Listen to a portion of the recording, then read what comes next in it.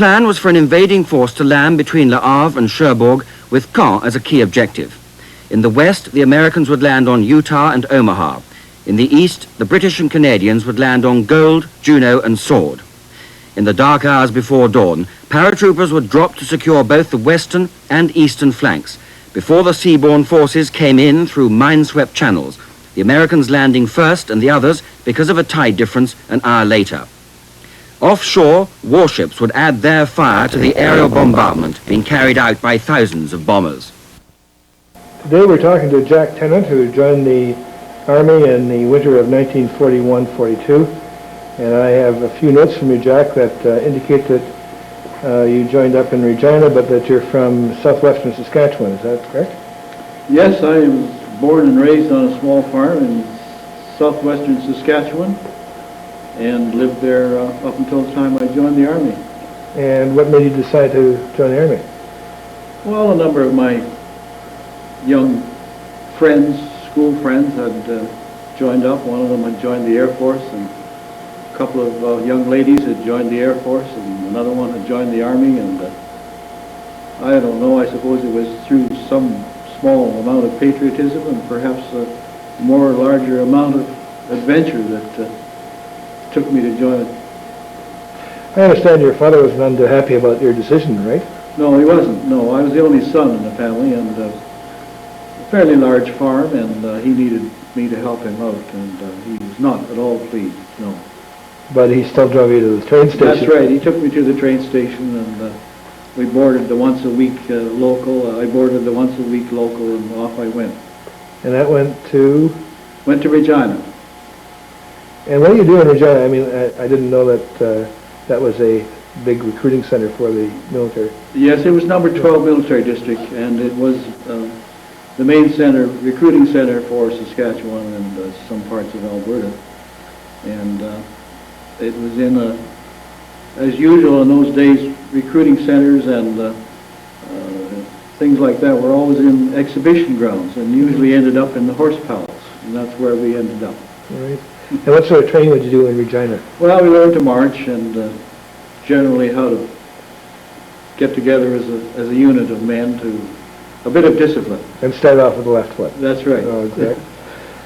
And so what was your first impression of the military, the hard work and the short days compared to a farmer's son? Well, that's true. Days went by very fast. I made lots of new friends. I actually went to a hockey game. The first hockey game I'd ever attended. Well, of course, I'd never been outside the farm boundaries too often, so it was quite a new adventure for me. Right. I understand you had a few bouts with the local infirmary while you were on that basic training. Yes, that's true. I promptly got the mumps, and after I got over that, I got the measles, and so my ventures off into further training were delayed for about a month while I spent some time in the local hospital. And where was your further training? I went to Chatham, Ontario for basic training, about 6 weeks of basic training. I had a very good time. It was a pleasant part of southern Ontario. I made lots of new friends and went to dances in the city of Chatham and really enjoyed it. And what sort of outfit did you? I was, after all the batteries of testing, I was selected for the Signal Corps. Oh, really? What sort of qualifications are they looking for? I don't know. I suppose at that time they were looking for people to send to the Signal Corps. They may have been short of that type of individual, you know. So I passed all the tests, required tests for the Signal Corps, and went off to Vimy Barracks in Kingston for training in Morse code and radio procedures and all the other things that went along with being a signalman. Great. So how'd you like Kingston? I enjoyed it. It was Kingston. I enjoyed it. It was an interesting city, and we had a fair amount of time off. But generally, we spent long hours in the Morse code room learning Morse code. I can appreciate that. I tried it and didn't make it. So from there, where? After training, advanced training in Kingston, mostly rifle ranges and battle tactics, I went overseas in the late summer of 1942 and arrived over in southern England as a member of 3 Canadian Div SIGs. E section, Eddy section as we were called. They were attached to the 12th Canadian Field Regiment, Royal Canadian Artillery. From what I understand, there's a lot of training over in Britain for people who would eventually be going over to the continent on D-Day or earlier or later. Oh yes, we started, the unit started training for the invasion sometime in July of 1943. The artillery unit was fitted out with self-propelled 105 millimeter howitzers instead of the normal 25 pounders that they usually had. And we went on beach landing exercises. We went to Slapton Sands, a famous beach landing area in Devon in southern England. We went to Salisbury and Salisbury artillery ranges. We went to Wales on the artillery ranges, and generally spent quite a bit of time traipsing up and down the lanes and byways of England in blackout conditions. Right. So did you do any mock landings on shores in southern England to prepare for the invasion? Or? Yes, we did. We did one mock landing. We loaded on landing craft in around Southampton. We took out across the channel in the dead of night, and I thought we were heading right straight to France because we seemed to be going on. And in actual fact, we did get quite close to France because we had to take some evasive action to miss some E-boats that were patrolling the channel. So we turned back in and landed on the beach at Slapton Sands and did a mock exercise. I was the radio operator then, carrying a man-pack radio, and we trudged uphill and down dale until the exercise was over. Right. So how did you get an idea that you might be getting ready for an invasion of Europe? Well, we pretty well knew that we were going somewhere where there was going to be water because they waterproofed everything in sight. They used a gunk to waterproof the undercarriage of all the vehicles, and all your equipment was waterproof, sort of sealed so that it would escape seawater. The exhaust pipes on all vehicles were lengthened and put up straight in the air so they wouldn't drown. And I was part of a two-man radio detachment.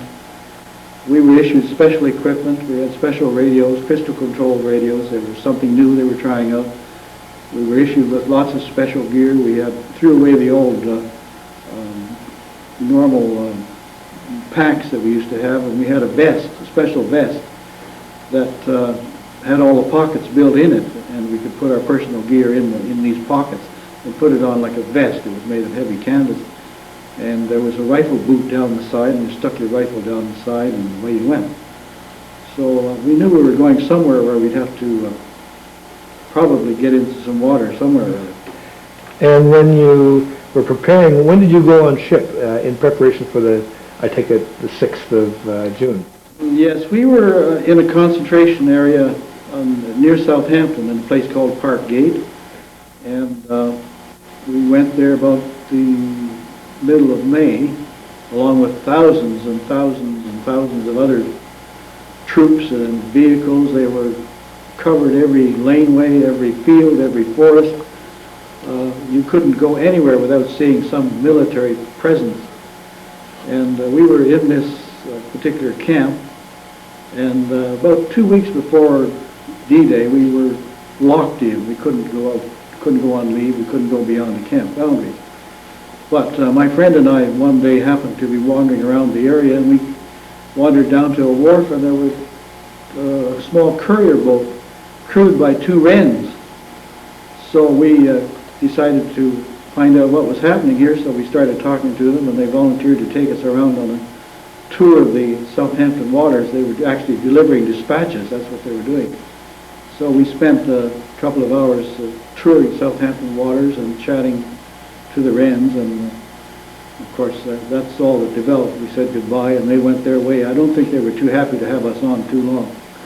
So when did you actually get on ship? We went on board ship on the landing craft about I think it was about the 2nd of June. Our ship was called a landing ship headquarters. It was a frigate-type vessel, and we boarded about the 2nd of June. So you were there for about 3 or 4 nights, I think, That's right, yes. in cramped quarters. Pretty cramped quarters, although the weather wasn't too bad at that time. We were able to sit up on deck, and we had newspapers, and I remember reading the Stars and Stripes newspaper, picking up, and the headline was that the Allies had occupied the city of Rome. Rome had become an open city, and the Allies had taken over the city of Rome. Well, that's great news. I guess that sort of buoyed you up, no pun intended. I think so, yes. And so you were off on the day of the 5th into the channel itself. Do you want to describe sort of the crossing and the landing as best you remember it, Jack? Yes, we left up anchored about 3 o'clock in the afternoon of the 5th of June. The weather was pretty bad. It was raining and windy, and we cleared Southampton waters, and about an hour or so after clearing the water, our CO was able to open his orders and to tell us exactly where we were going, although we didn't really know too much about France. I don't think we were experienced travelers, but we did know that we were going to hit a beach somewhere on the coast of France in Normandy.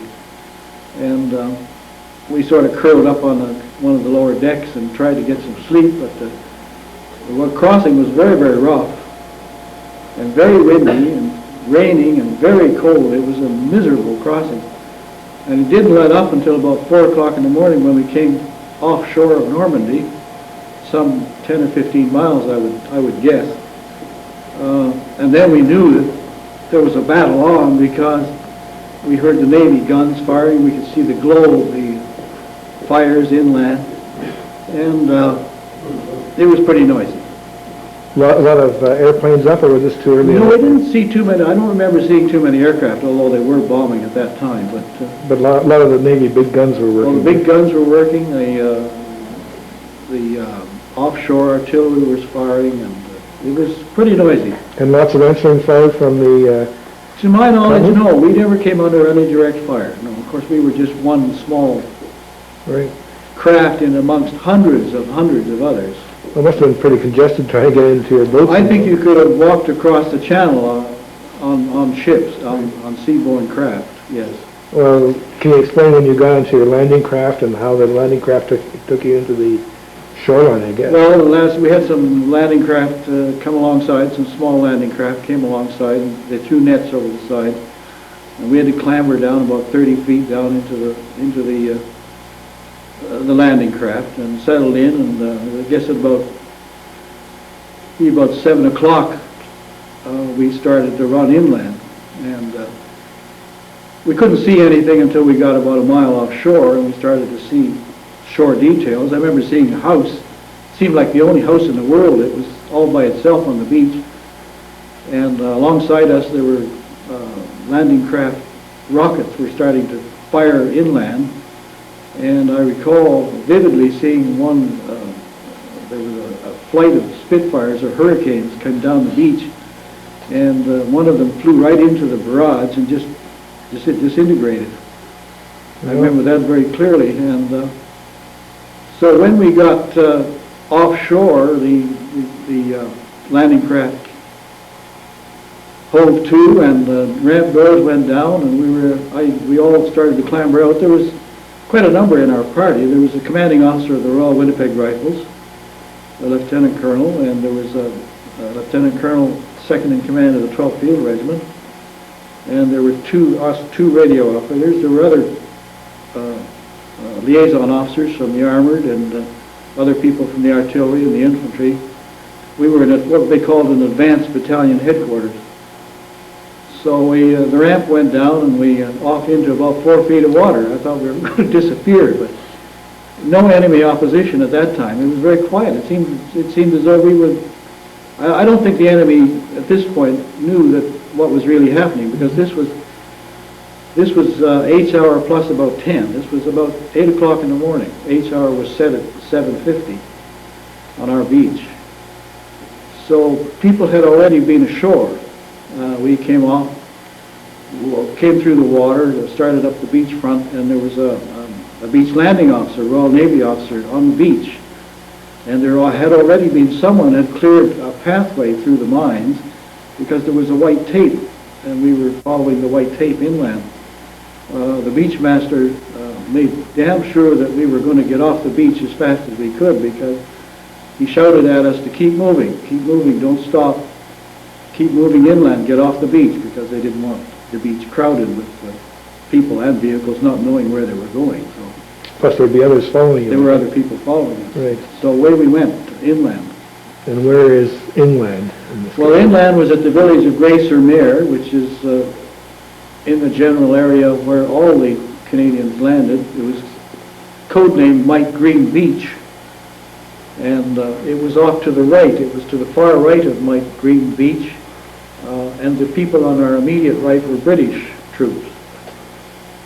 So we started off up through the sand dunes and started to cross the road when the enemy decided that here was a likely target, because we were radio operators with antennas sticking up in the air, and so they brought down a barrage of mortar fire on us. And were you hurt at all? Or? Well, the first barrage severely injured our 2IC, the regiment, and he was ahead of me, but he lost his sight in the explosion, because the mortar shells were landing quite all around us, in actual fact.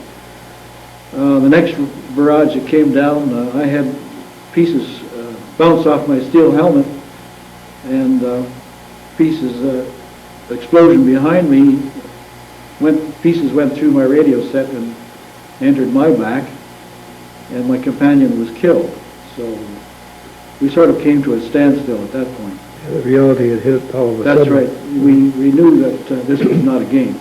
And then where to get some cover from there? I stayed on the beach from that point on. My radio was disabled. My companion's radio was disabled. We were in actual fact out of battle as far as being useful with radio communications, because our job was to relay fire information from the shore back to the incoming gunners on board the landing craft. People with our party were scheduled to pick out enemy targets and identify them, and we would send back fire orders. So we were sort of not able to do that, because both our radio sets were disabled. And then the next step was to get your wounds treated, I take it. Yes, the British medics came along and treated the wounded, and I stayed on the beach for the rest of the day, helping the wounded and generally trying to become useful. I remember talking to some of the men from the Winnipeg Rifles who were severely wounded. And I was put on board the Prince David, which had been an infantry landing ship, and we were transported back to England on the night of the 6th of June. There were about 7 of us, the Winnipeg riflemen and myself and some others. And we were offloaded at Netley Hospital in Southampton Harbour, and I spent about 2 weeks in the hospital, went back to the Signal Corps holding unit in Farnborough, and they promptly said, you're fit enough to go back to Normandy, and away I went. And so this is what, about the end of June? About the end of June. Right. And how have things changed? How have things changed? I mean, from your first visit to France, a busman's holiday, for one day, second trip. to the second trip. Oh, the weather had cleared up, for one thing, and the roads were dusty. There was lots of traffic. There was much movement to and from the beach. And I was taken up to just outside the city of Caen, where I joined 2nd Canadian Divisional Signals, attached to 5th Infantry Brigade, K section we were called. And we were in the just outside the city of Caen. And the Canadians at that time were busy taking the city of Caen and trying to get across the Orne River. So it just was a snowball after that. You followed the whole process from there to Germany, I take it. That's right, yes. I went to the Regiment de Maisonneuve as a radio operator for the commanding officer. And it was pretty exciting. We had a tough time at the Verrières Ridge, which has become known through a recent television program. And I can recall sitting out in the middle of a wheat field in a slit trench with a radio set surrounded by infantrymen, and it was not exactly an interesting position, but we survived. One of the memorable events is the day that the Allies bombed the Canadian forces by mistake.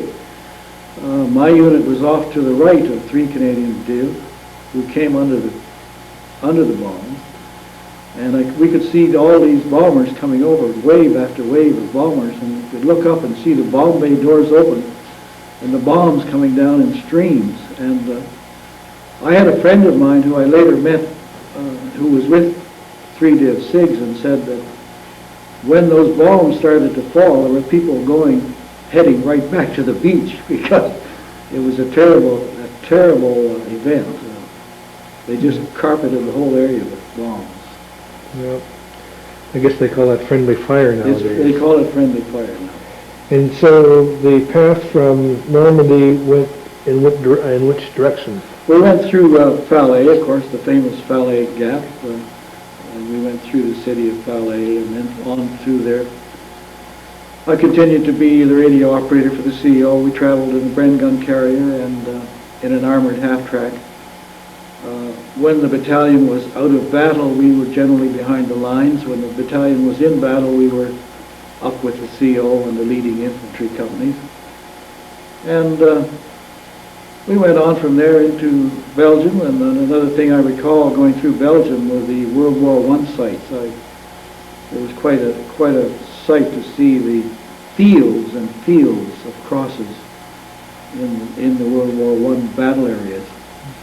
We went to Antwerp, we went to up the Scheldt estuary.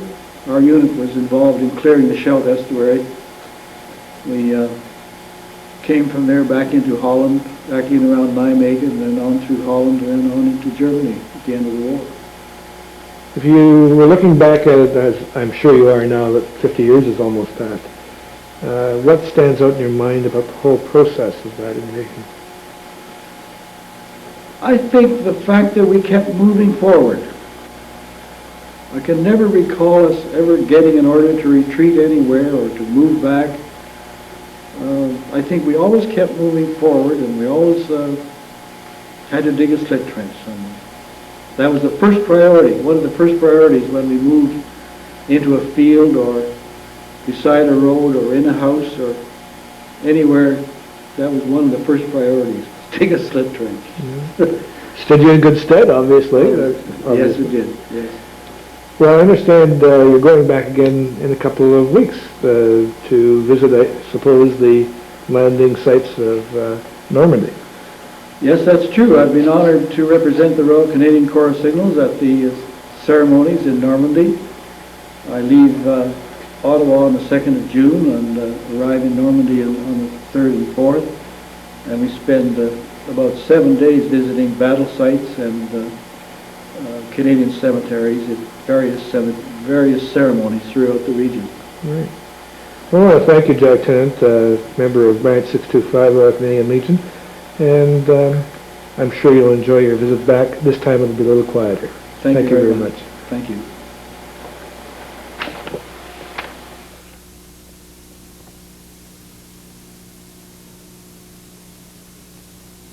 We are interviewing Richard Jamieson, a charter member of the Richmond branch of the Royal Canadian Legion, a veteran who served with the Royal Canadian Navy during the war. Rich, your notes tell me that you are from New Brunswick and that you joined up in 1942. What did your parents think of a 17-year-old joining up to fight in a world war? I'm afraid they didn't think very much of it to start with, but they certainly didn't stand in my way. Okay, can you please tell me something about your basic training in the Navy? Can you tell me about your basic training in the Navy? Basic training? For a man in the Navy, we went over to Cornwall from enlistment ship Brunswicker. When we get over there, I'm afraid it was quite messy. New base, all kinds of mud and everything. But the training itself was principally parade square. And once we get rid of that, we had a chance to go aboard training ship Beaver for a while. And it didn't last very long. Once we get off the Beaver, it was a very short period, we shipped down to Halifax. From there aboard other ships. And what was your first ship? First ship was a Lend-Lease ship built in Boston, or Bethlehem Dockyard outside Boston, called the Stockholm. She was, I believe, an HM ship, and purchased by them under the Lend-Lease arrangement. All we were there for, I'm sure, was simply transportation over, because we soon left her after we got there. You took the Stockholm over to where? Where did you take the ship to?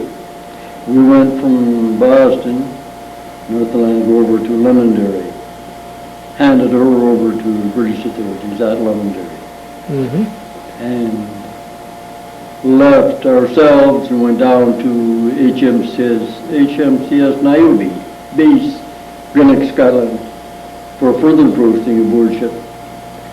Can you tell us something about your operational experiences after you were up in Scotland?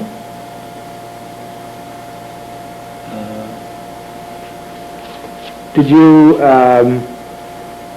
sail on that same ship throughout the next several years, or did you change ships again? No, that was one. Once I got aboard this particular ship, Stockholm was simply transportation over. After we left her, we down to Niobe, and then we picked up our own ship at Bristol. And that was the last one I was going to go aboard, which I didn't have to transfer. What was the name of that ship? That was HMCS Monnow. It's M-O-N-N-O-W. Right. She was a British ship, really, on loan to Canada for the duration.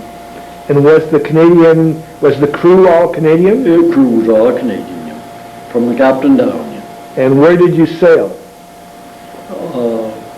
Well, she was very lucky, the ship I mean. She enjoyed what amounted to be a roving commission, for heaven's sake. We were all over the place.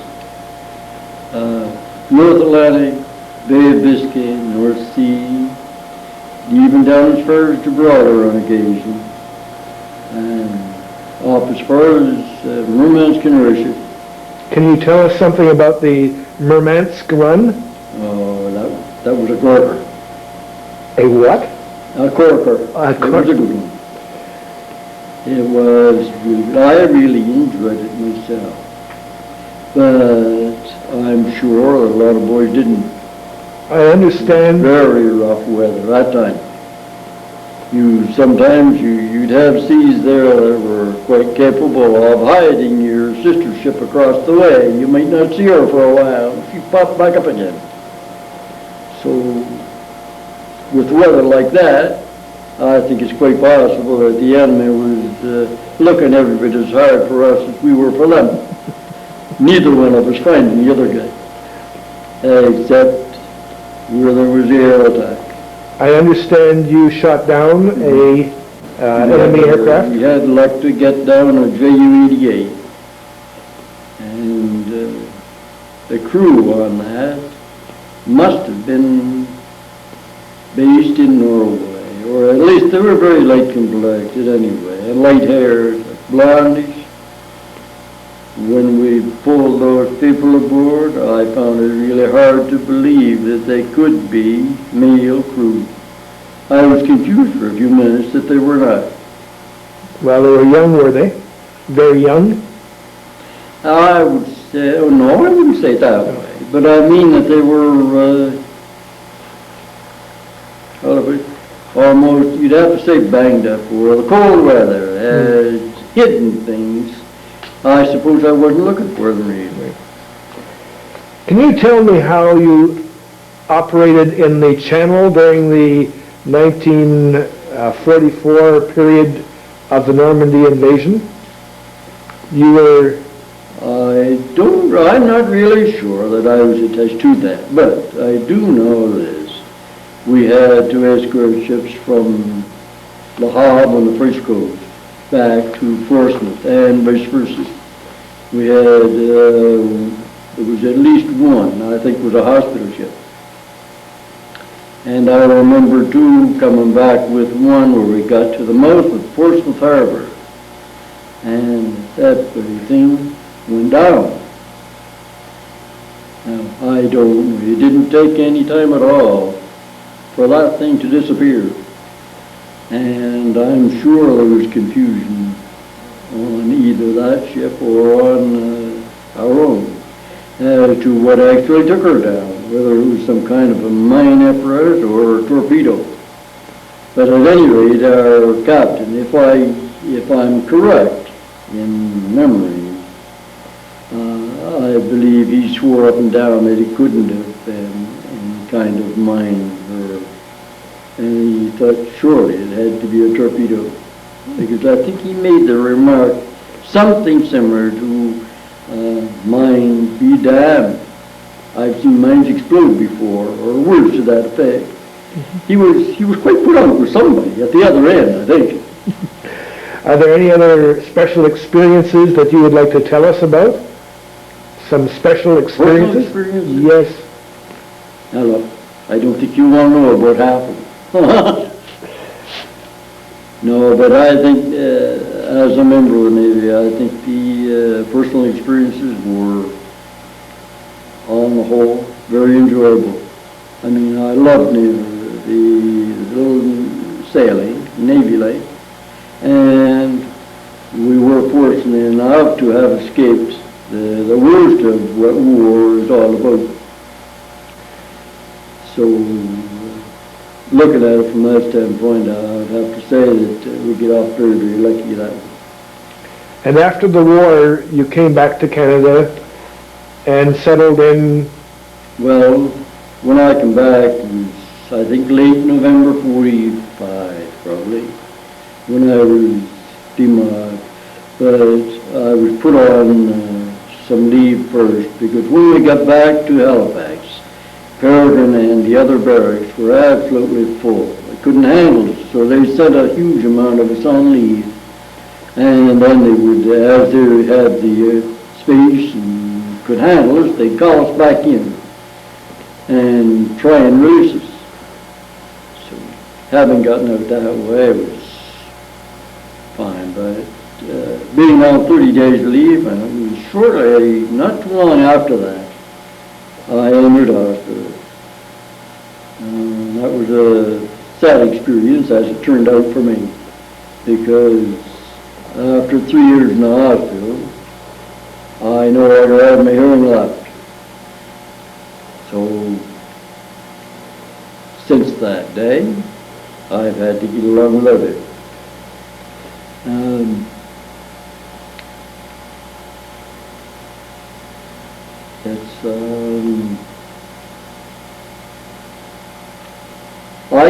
I'm not going to complain too much about it. I've gotten along very, very well. I've had a good life since naval service. But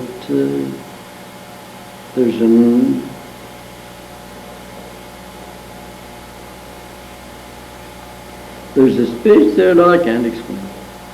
Right. If you know me.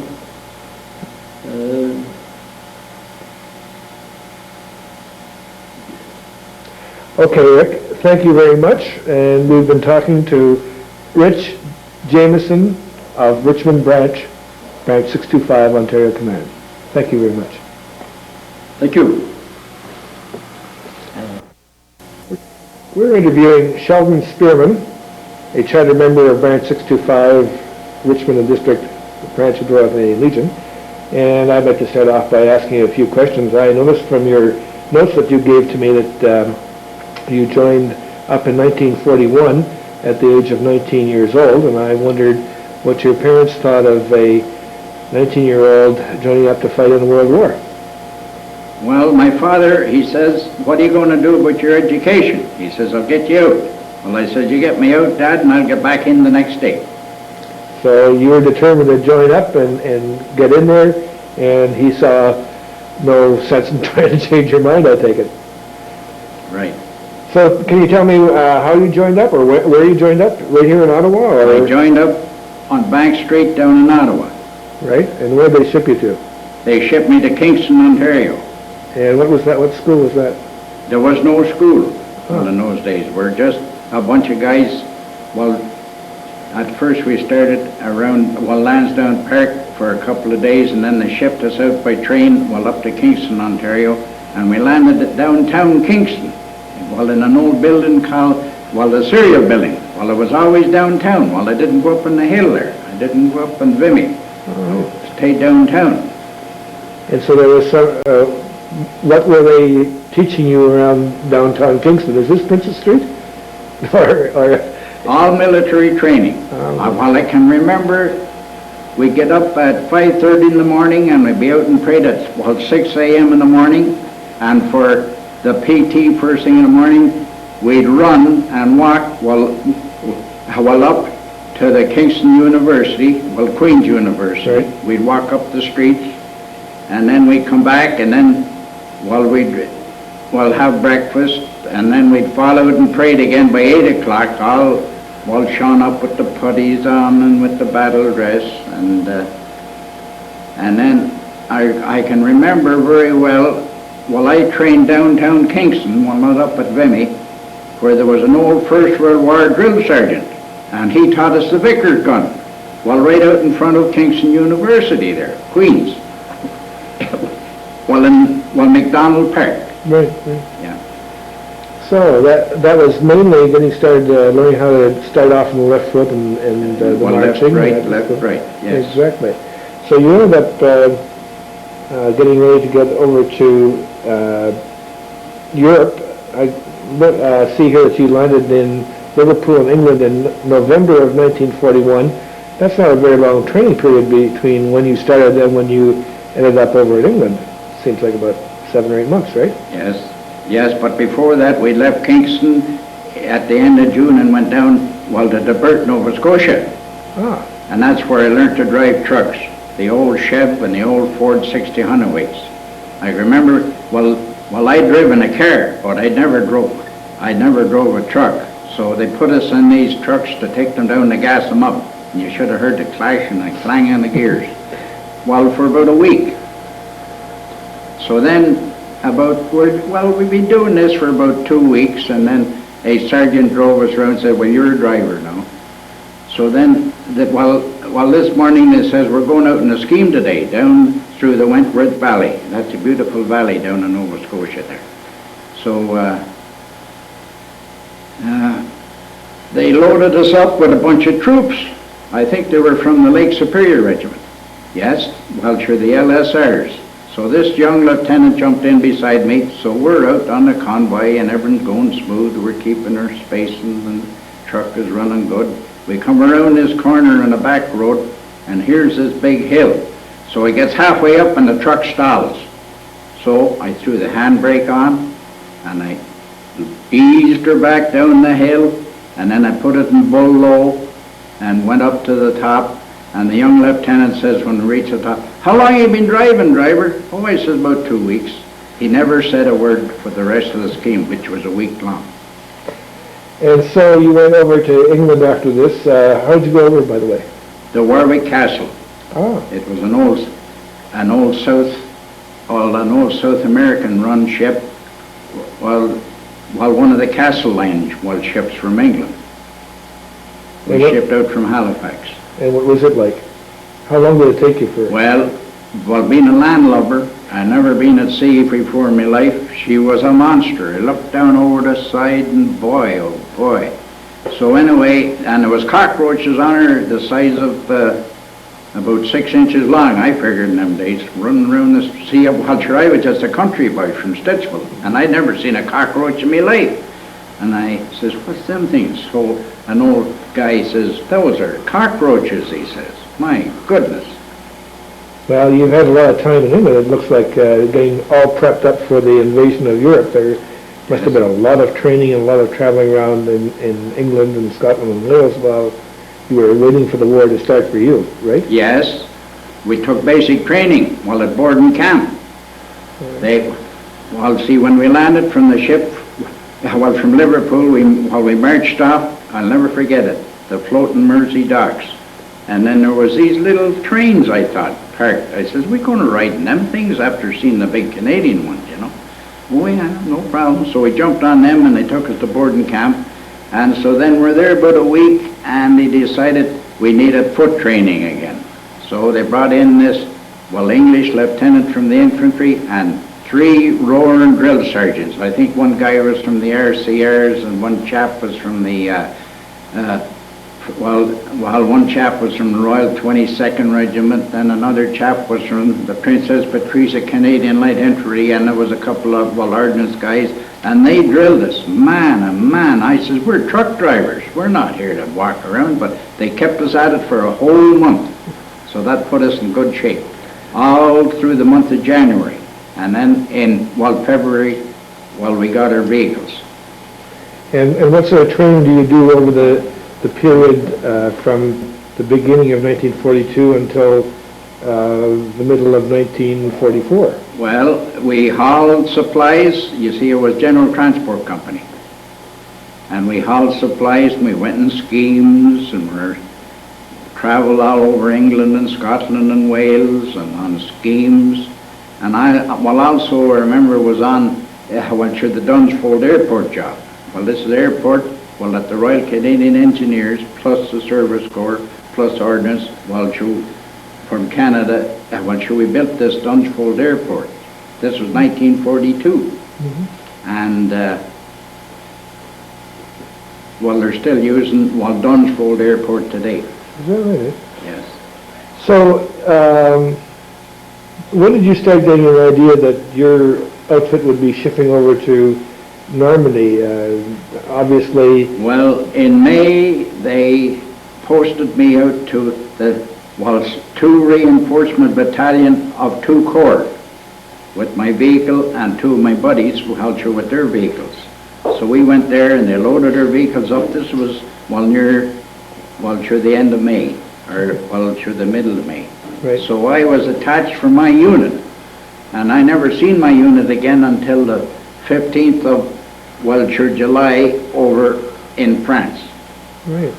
And you went over to France then in June? No, July. July of 1944. July the 11th, I landed in France. And what did the scene look like when you got there? Was it...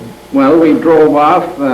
See, we had waterproofed our vehicles. We'd spent about 2 or 3 weeks waterproofing our vehicles. Well, see, in them days, they didn't come from the factory as being waterproof. So we had to put an extra pipe up on, and we put gunk over the exhaust, well, systems, and underwater, well, over the transmissions, and well, all the gear under there to protect from the seawater. Right.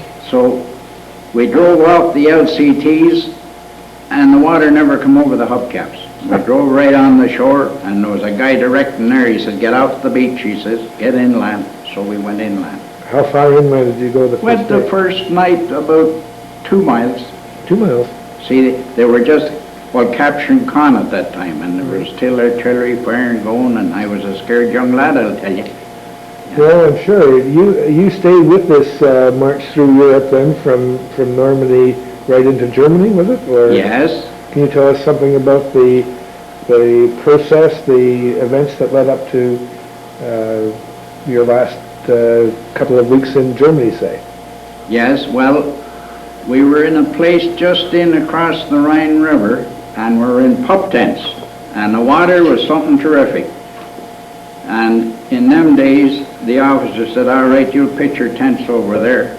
And where they put us was in the low ground, well, in case we're bombed or strapped, you see. So we spent half the night in water, so we're only too glad to be on our vehicles hauling supplies. Right. Well, we go back to a road head and to a rail head and haul supplies, well, up for the artillery, up for the infantry. Then we take back prisoners of war, back to our prisoner of war cages. Right, right. So, what's this all look like to in the eyes of a young man from Stittsville, Ontario? It's quite a change, I take it, eh? Well, it was, but it was very, very, well, sure, exciting. Right. So, you came back to Canada immediately after the war, or were you? I landed back in Canada just before Christmas, 1945. Great. And you stayed in the military then? Yes. Yes, and in what outfit were you? I transferred to the Remy Corps, Oh, right. the Royal Canadian Electromechanical Engineers. And did they send you back over to Europe at any time, or? Oh, yes. Oh. Yes, Okay. I was back over to the 27th Brigade, down in Hanover. All right, right. And then I went on a couple of leaves over to England again, and I met this young lady, and I got married over in London. Oh, right, Well, right. at Thornton Heath. Well, Croydon, really. Yeah. So you've got very good memories of both the continent and of Britain, I think. Of Britain, yes. Have you been back over there at all? Yes. Right. Well, the wife and I have been back, and then I went back to Zost, Westphalia. With the Army again? Yes, with the Army, and I brought my family there. You see, from Shiloh, Manitoba. Right, exactly. So you must have spent a goodly number of years in the Army then? 28 years. 28 yes. years.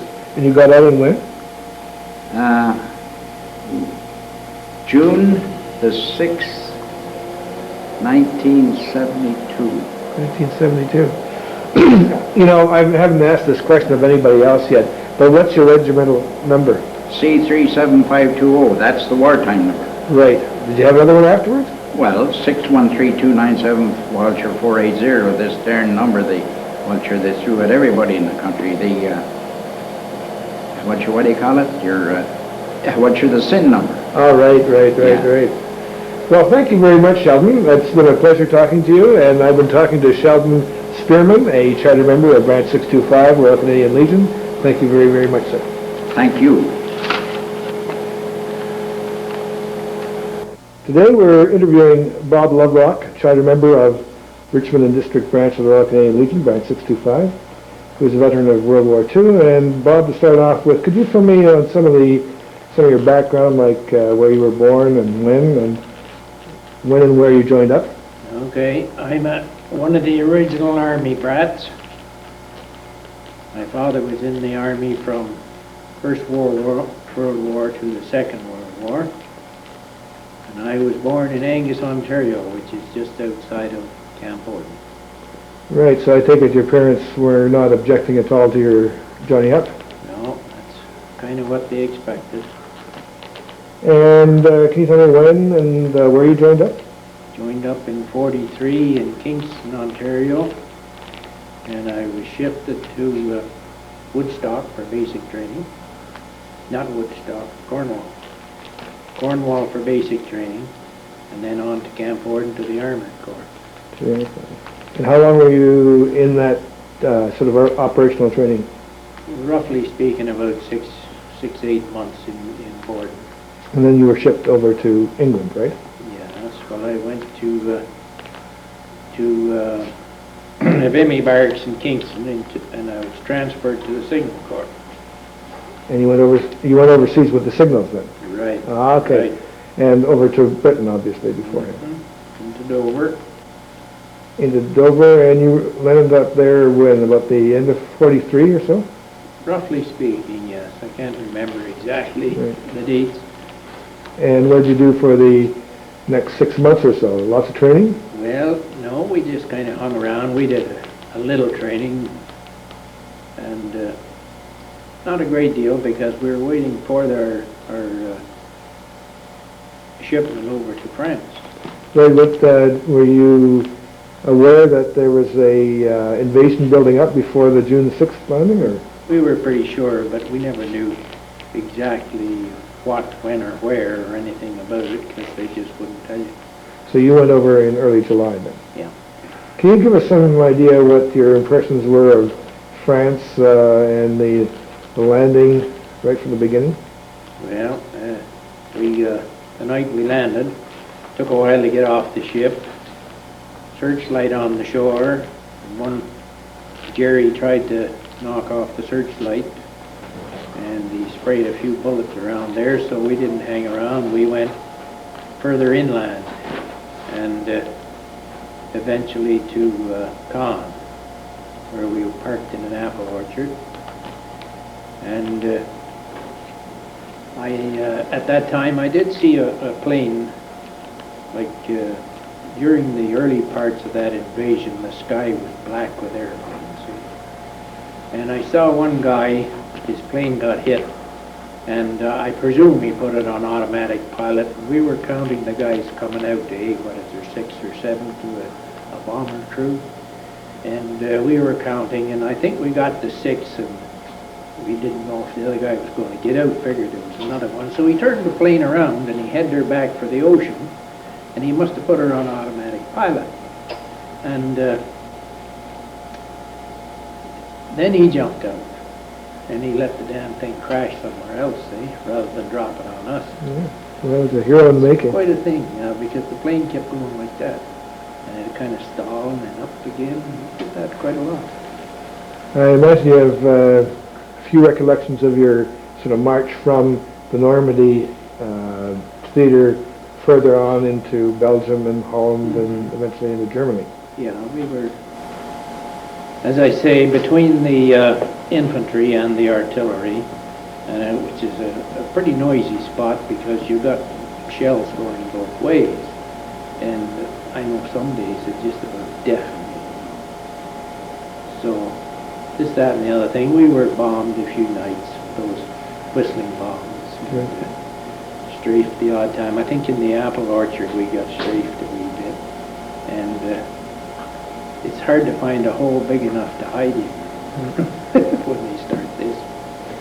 So that was your route from France then We went on through to Belgium and Holland, and on into, we finished up in Bremerhaven where the sub pits were. They make those midget subs. And then we went on to Hamburg, where we hung around until we got a boat back home. And that was right in 45 or a little bit later on? Or Closer to 46. 46? Before I got home, yeah. Are there any special memories you'd like to tell us about? Any special events or happenings that stick in your mind? Just the one where the monastery was blown up in France, and there was a portion of it, 3 floors, and the rest was all garbage and bricks and pieces of wood. And up in the 3rd floor window was a potted plant, and the nicest little red flower you ever saw, just hanging there. Yeah. Amazing what sticks with you in your sort of memories of both the good and the bad. That's right. Well, that part I'll never forget because it really, really stood out. And so you came back to Canada and got out of the army, I take it? Yes, I got my discharge once I got home. Okay, well, thank you very much, Bob. It's been a pleasure, and we've been talking to Bob Loverock, a charter member of Branch 625, Richmond District, Branch of the Royal Canadian Legion. Thanks a lot, Bob. Okay. Today we're talking to Earl Geddes, a member of Branch 625, Richmond District, Branch of the Royal Canadian Legion, and a local boy, I'd say. One of the few people born nearby in Route 3, North Gore. We'll start off by asking you when you joined up and what sort of job you were doing before you joined up. Well, I was farming, to tell the truth about it, my dad's farm, and he was an engineer, and he left me alone on the farm. All the boys were going, so I thought I should go too. So they rented the farm, and I took off, and November the 21st, I think it was, in 41. And you were how old then? I was 20, I guess. 20 years old. And what did they think of you leaving the farm? Well, Dad tried everything to keep me at home, but when all your buddies is all going, that you went to school and everything. And you enlisted where? And I enlisted, I went to Ottawa. I was only there one day. I went out one day and they told me to come back the next morning, and they shipped me to Cornwall, and I was only there 30 days. I joined the engineers, that's what it was. And I was there 30 days in Cornwall, and then I was transferred up to Camp Borden. all right. And I was with the engineers from December, from December till April. And one Sunday morning I was out walking around Camp Borden, and I met a first cousin of mine from Saskatchewan, and he said to me, what outfit are you with? I said, 5th Field Engineers. Oh, he said, why not transfer to the 65 tank transport? They're going overseas this week. He said, they're just organising. So I said, oh, they won't let me go. So I went back to camp, and Monday morning I said to the staff, I said, Staff Sergeant, said, could I get prayed in front of the old man? I said, I'd like to get a transfer, I said, to the 65 tank transport that's going overseas this week, or was supposed to be. And he says, well, I'll go over and see him, and don't go out and parade. So, geez, he come back in about 10 minutes after. He says, you don't have to get in parade. He said, there'll be a lorry here to pick up your stuff in 15 minutes. So I landed up at 65, and I was just up there about 2 hours. I didn't see my cousin at all, but I was there about 2 hours, and this corporal come along, and he said, here's your pass for 4 days, go home, and then he says, report back, we're leaving. So on the 21st of April, 42, we left for overseas. We had to go over there for the unit we were with. There was no transports like the size of that in Canada. We had to go overseas to get our training over there. So did you train with Canadians or with the British? Or? No, we trained by ourselves. We didn't, we had 90 some of them big trucks, 98 I think it was altogether, and some of the people that had drove experience on transports before, they helped us out and got us going. But they weren't hard. We used to have 60 ton of ammunition on them, or 40, a Sherman tank weighed 32 ton. But after we got onto them for a month, with a few British brick walls knocked down, we got along all right. Right. I understand you were involved with some of the preparations for the activities related to the de-upgrade as well. Well, yes. The time of the de-upgrade, of course, by then we were well trained. We transported different companies up to Salisbury Plains and all over for training, and even to Inverness. We'd haul tanks away up there for training. This company, tank transport company, and anyway, we didn't know what was going on until they were told to go down to Seaport. So everything was going. A, B, and C companies was all going, and we thought there was something fishy going on. So we went down there, and sure enough, the Calgary Tank Regiment, we put them on our trailers. And the majority of them was, we took them from Seaford down to Chichester and Portsmouth and loaded them on the barges in the middle of the night, and then they went straight over to Dieppe that night. We stayed in a little bit of bushes along there, cover up that night, and the next morning, or even the afternoon, it was horrible, let's put it that way. There wasn't too much coming back to what went over. Right. So that was the first taste of the... That was the first taste, and when we seen what was that, I never thought I'd ever see Canada again, tell the truth about it. That was, it was horrible. And from that time then till you went over to Normandy in 44... Yeah. Well, we hauled tanks, all divisions. Any tank corps, they want to go, they'd be in a certain spot. We'd move them maybe from a training center to a holding unit, or maybe maybe they'd order a bunch of new tanks out of the Ordnance depot, and we'd go down to Ordnance and pick them up and replace them, and stuff like that. It was all strictly tanks, very well all the time. And how many would you pick up, say, at one trip? Well, in one trip, it depends. If it was one platoon, it'd be 33 tanks, but then maybe you'd go to the Manchester docks and you'd pick up maybe 50 or 60 of them that had shipped, depends on the shipment that came in.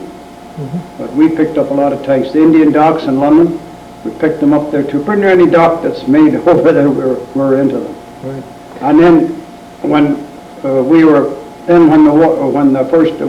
6th of June come, our outfit was so large we had all engineer equipment on, like little Bren gun carriers and little armored bulldozers and some bridging and stuff like that. But there was no need of them right at the start, so we didn't go over till late the July. Okay. And we had that stuff on our trailers when we went in.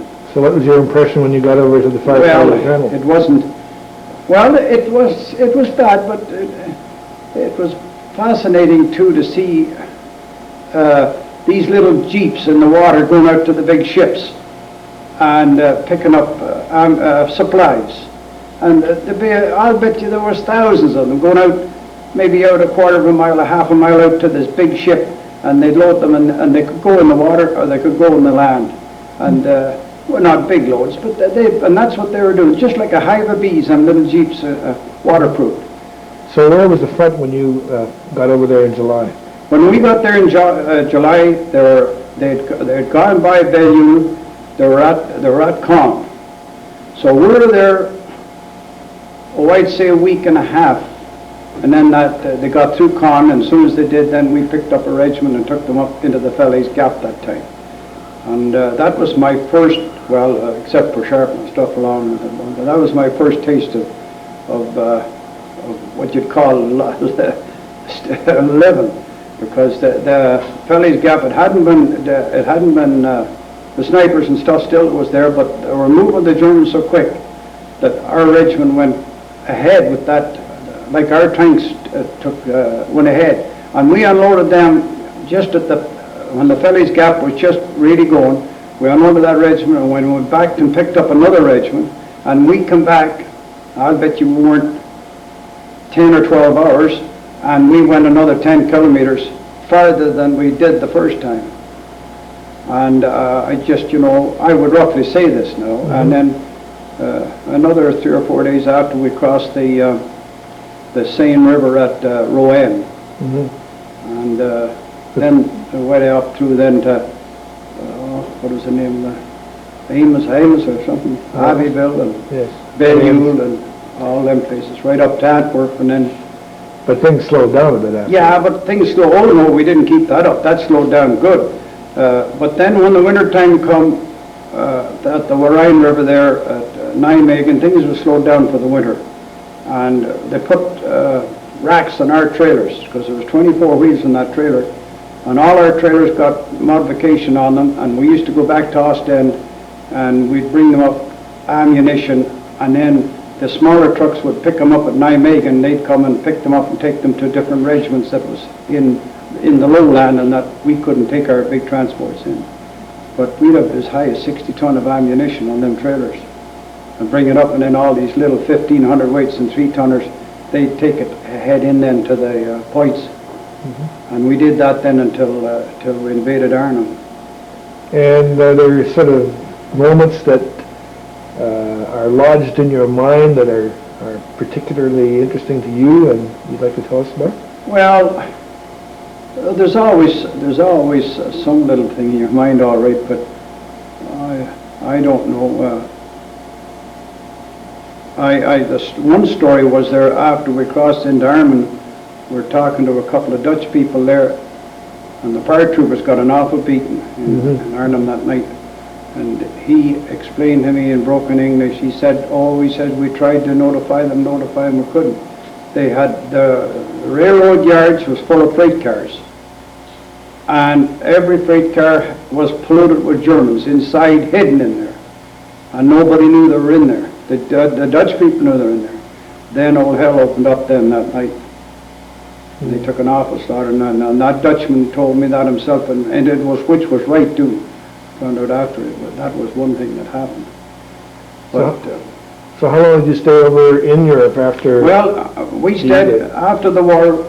We were in Holland a long time there, all over Amsterdam, Rotterdam, the whole works of Zuiderzee, and then I was up in Germany, Cologne, and we stayed there. When the war quit, then we had to pick up disabled tanks or Bren gun carriers, anything that was disabled. We'd bring them back to Nijmegen, and there was a big airfield there, and they parked everything in there. Well, then when that was over, our company broke up, and there was 5 or 6 went here, and 6 or 7 went to different companies. And when you weren't married, you lost points. Well, anybody who was married, they had 3 points more than the guy that. I was over there long enough to have lots of points, but anybody who was married, they got 3 extra points. So anyway, I went to 44 company. It was a 10-ton Mack company. But I was only there 4 days, and then they sent me for repat going back to Canada. So I was there about 10 days in this stockyard there, waiting to come back. And that was about it. Came back, we landed in Halifax on New Year's Eve, and they wouldn't even let us off the boat. Made us stay there to New Year's Day. That's the same as Halifax. Yes. So you didn't stay in the armed services? No, I got out after that. And came back to North Gore? Came back to North Gore, and I bought a farm through the DVA. Oh, right. Okay. And I stayed on it until the wife's health was bad, and she lost the child, so then we decided to quit farming. Right. Well, it's been a pleasure talking to you. It's always interesting, and thank you very much, sir. Thank you. We've been talking to Earl Geddes, Branch 625 member in Richmond and District. Today we're interviewing Len Saul, a World War II veteran. I see by the notes you've given me, Leonard, that you were born in Montreal in 1918 and spent some considerable time with the Royal Montreal Regiment in Montreal before the war even started. Can you tell me a bit about that? Yeah, well, that's right, Dennis. That was the Royal Montreal Regiment Cadet Corps, and I was quite a good shot, and I belonged to their rifle team, and that's how I became to belong to them, and I stayed with them 2 years. But later on, in 1936, I joined the 17th Duke of York Royal Canadian Hussars, and the attraction there, of course, was that they had horses. Right. And I was with them until the start of the war. Actually, in August 39, under the we were called out under General Order 139, and we were made part of the Internal Security Force. And our job was to guard Coughtry Bridge, the canals, and Canadian Vickers, and a few strategic places like that. Mm-hmm. And that lasted until the end of the year when the unit was returned to reserve status. Right, I understand that there were blackout practices and everything in Montreal, taking it very seriously at the beginning of the war. Well, they took it fairly seriously, but I didn't see any blackout practices, right, really. And it was quite an exciting time, though. Right. So you switched over to the from the reserves to the regular when? In February 40.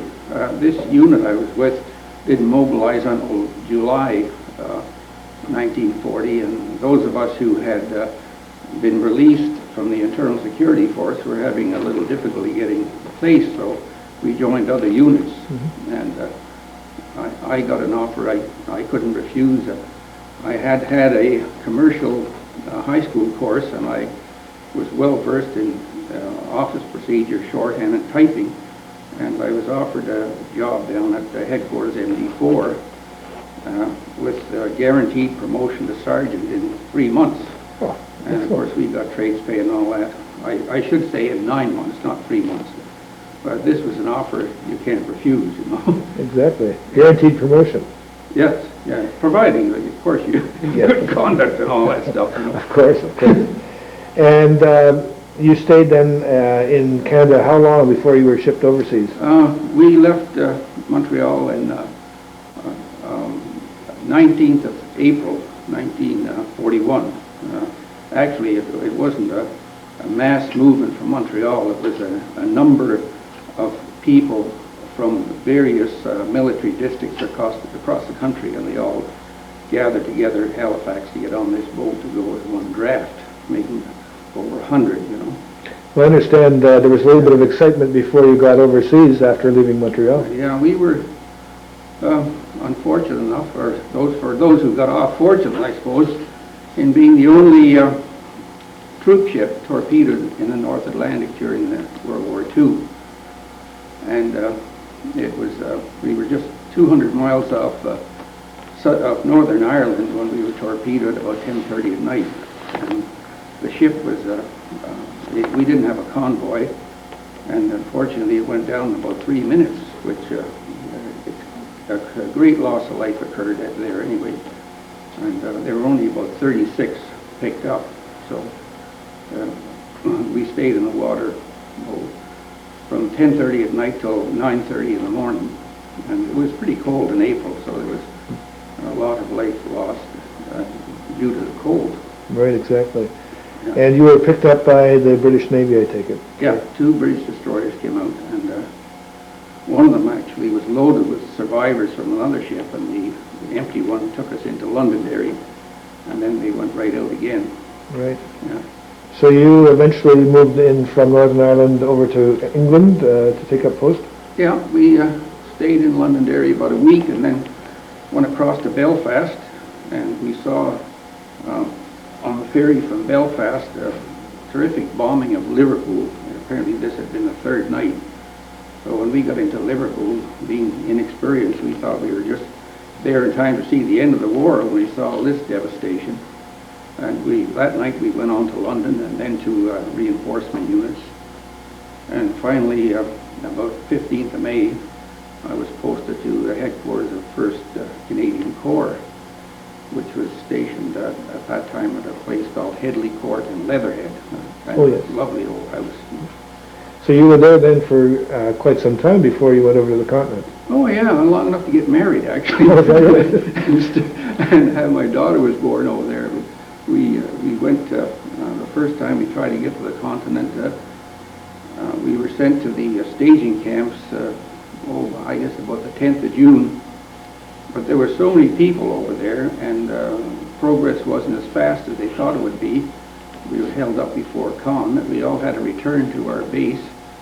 And had another try about the 15th of July, and we finally got into Normandy, I did, on the 24th of July. That's when the Army headquarters set up there. Before that, there was a tactical element of Army headquarters. So quite a lot of the fighting was over before I actually got there. Right, so but your first impressions of France and moving up to Caen were what? Well, you know, it was so crowded and the traffic was heavy, it just looked like absolute utter confusion to me. And the roads over there are not like we know them. They're all paved roads. The heavy traffic caused terrific amounts of dust and everything. Everything was gray. And we were not attacked really by aircraft or anything. The Germans were woefully short of aircraft, and by that time we were starting to outnumber them by about 2 to 1. Mm-hmm. And they were actually starting to retreat at that time from around Caen, and it was with 2 or 3 more weeks when the Falaise Gap occurred and cleared them out east of the Seine by that time. But it was, you know, just from the standpoint of myself, I wasn't an officer or anything, and I wasn't able to get into the map rooms. I really didn't know what was going on, except I vaguely, you know, from Maple Leaf papers and all that. Right. Where they tell you what they wanted you to know, I think. Yeah, pretty well. And, you know, we were working pretty hard, and it's kind of a full-time job looking after yourself, too. We were supposed to dig slit trenches, and we found that the ground was chalk, and you needed kind of a jackhammer to get anything in there, so we ended up just sleeping under our trucks, and we didn't worry about slit trenches. Well, I guess the advance slowed down a little bit after the Falaise Gap was closed, and the Germans dug in their heels a little bit, I take no, it from memory. It didn't, actually. We were stationed in a place called Ambly before we got to Caen, which was, it was about 10 miles from Caen, and we were there about 3 weeks. But once the Falaise Gap occurred and the Germans, more of them broke out than we really wanted them to, they retreated rapidly, and we were into Antwerp on the 10th of October. Mm-hmm. And there we stopped again because the Germans got around it. They knew Antwerp was a port, of course, and we wanted it. And they went around the Scheldt and made sure that we couldn't get into the port because they were controlling the approaches. And this was a tactical blunder on our part, I think, because it was a terrible battle against the Scheldt. And in the meantime, they were able to shell Antwerp continuously with the B-1s and B-2s on it whenever they felt like it. So that by the time we left there was hardly, a lot of buildings were down. There wasn't a pane of glass left in the whole town. And so you followed on through Belgium and Holland into Germany, I take it?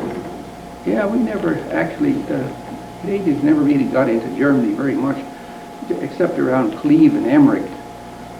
But mostly it was Holland that a lot of the big battles took place. Mm-hmm. And we went, after Antwerp, I recall, we went to Breda, Tilburg, Nijmegen and Apeldoorn up that way, towards the wall. And by that time, you could see resistance was crumbling. And about May, I don't know, about the 5th of May, officers called us together and they said that the war is going to be over in about 3 days. We hardly believed it, but it occurred. It was over in about 3 days. And I never could understand why they just couldn't surrender right on the spot and not carry on for 3 more days with the subsequent loss of life. Exactly. So how long did you stay over on the continent after the war ended? I stayed, I left Holland in 1945 in September, and I had enough points to go home then because I'd been overseas for over 4 years.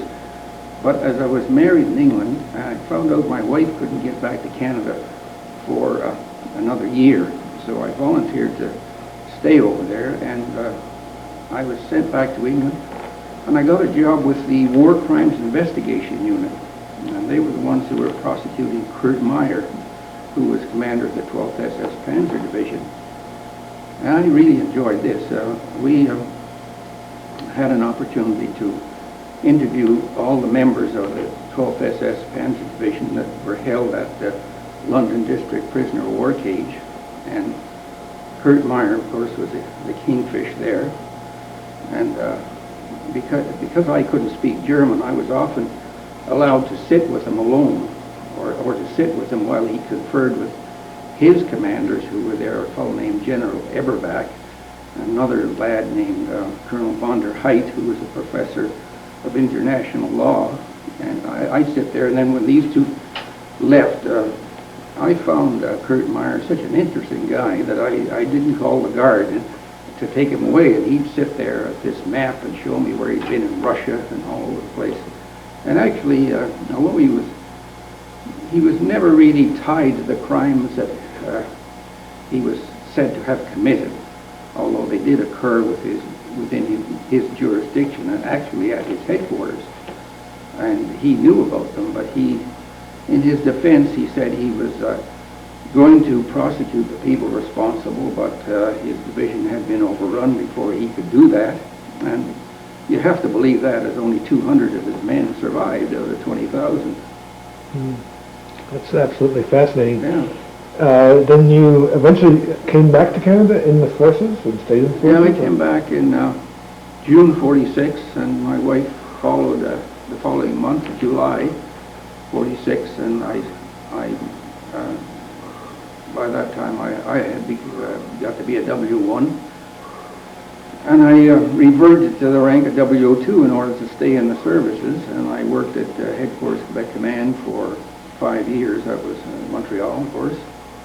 And then when the Korean War started, they were short of officers again, and they gave an opportunity to ex-warrant officers, or to old warrant officers, as they looked upon us then. Actually, I was 3 years over the age limit for commissioning. I was 33. But I went to Camp Borden anyway, and I did the 5 months officer training, and I was posted to CFHQ in Ottawa here. And I stayed with actually till 1964 at Ottawa on various jobs there. I had a few trips, one to Egypt, and all around the country in various roles that my job entailed. I found it quite interesting, and I was actually fairly sorry to leave, but you reach an age limit for a rank, and you just have to leave. Right, exactly. Yeah. So you retired from the military. Did you stay around the Ottawa area thereafter? Yeah.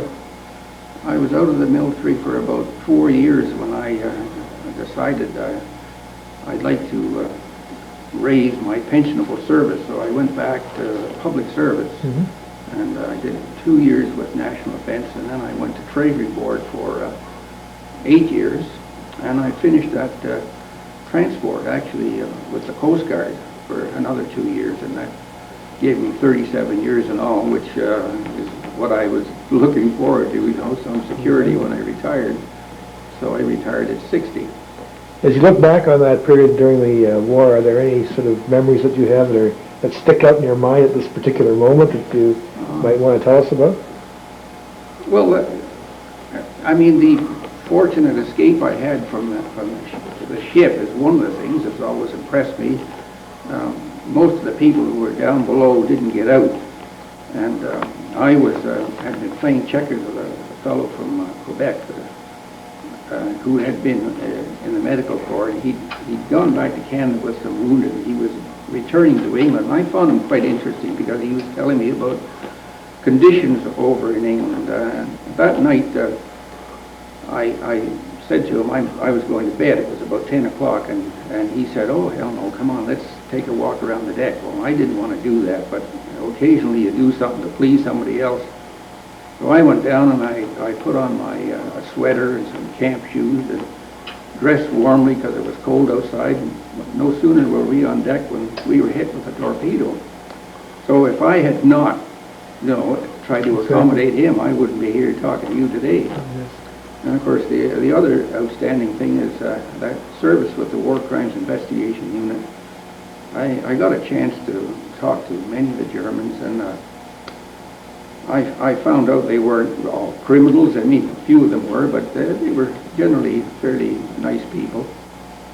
And I was able to, in the course of interviewing these prisoners, we had to go to where they were held, and so that necessitated a couple of trips to Vienna.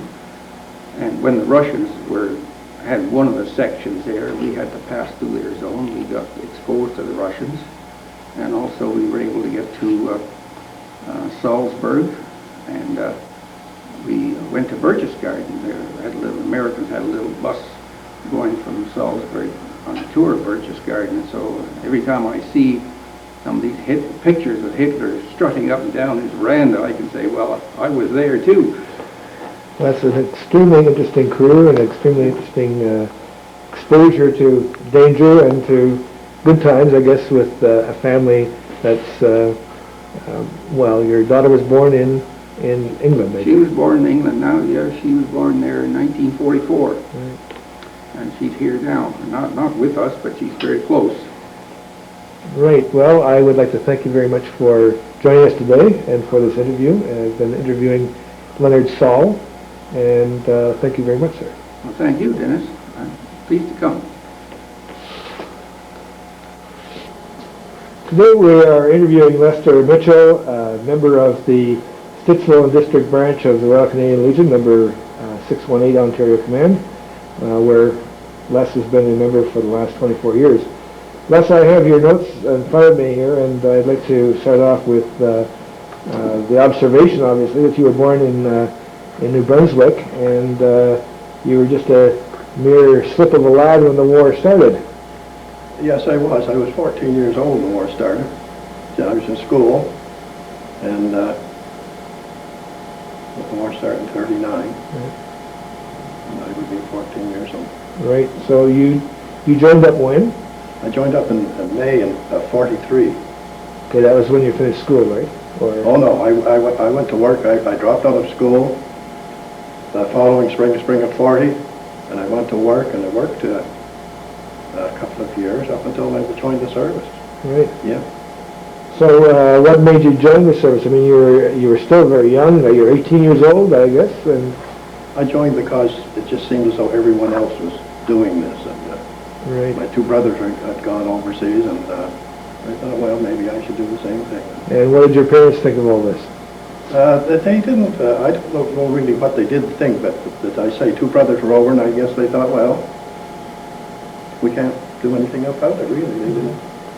So can you tell me where you joined up and what organization or unit you went to? I joined in St. John, New Brunswick, and I moved to Fredericton that evening, and I was there perhaps a week or so getting my equipment and uniform, and then I went to Edmundston, New Brunswick for basic training. I was there 2 months, and then I went to Camp Borden with Army Service Corps, and was there, took my advanced training, driving trucks and whatnot, and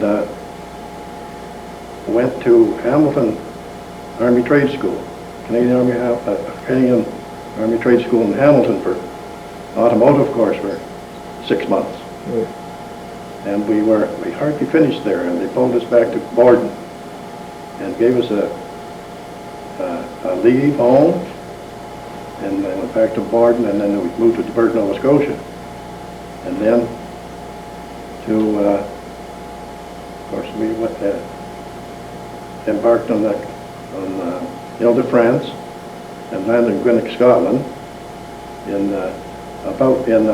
May of '44, just before a month before D-Day. So Mike, one of the people we've talked to brought to our attention that they were over there for up to 2 years preparing for the invasion. Some of them were there a long time. And you were there about 2 Yeah. months before you went That's right. over in July, right?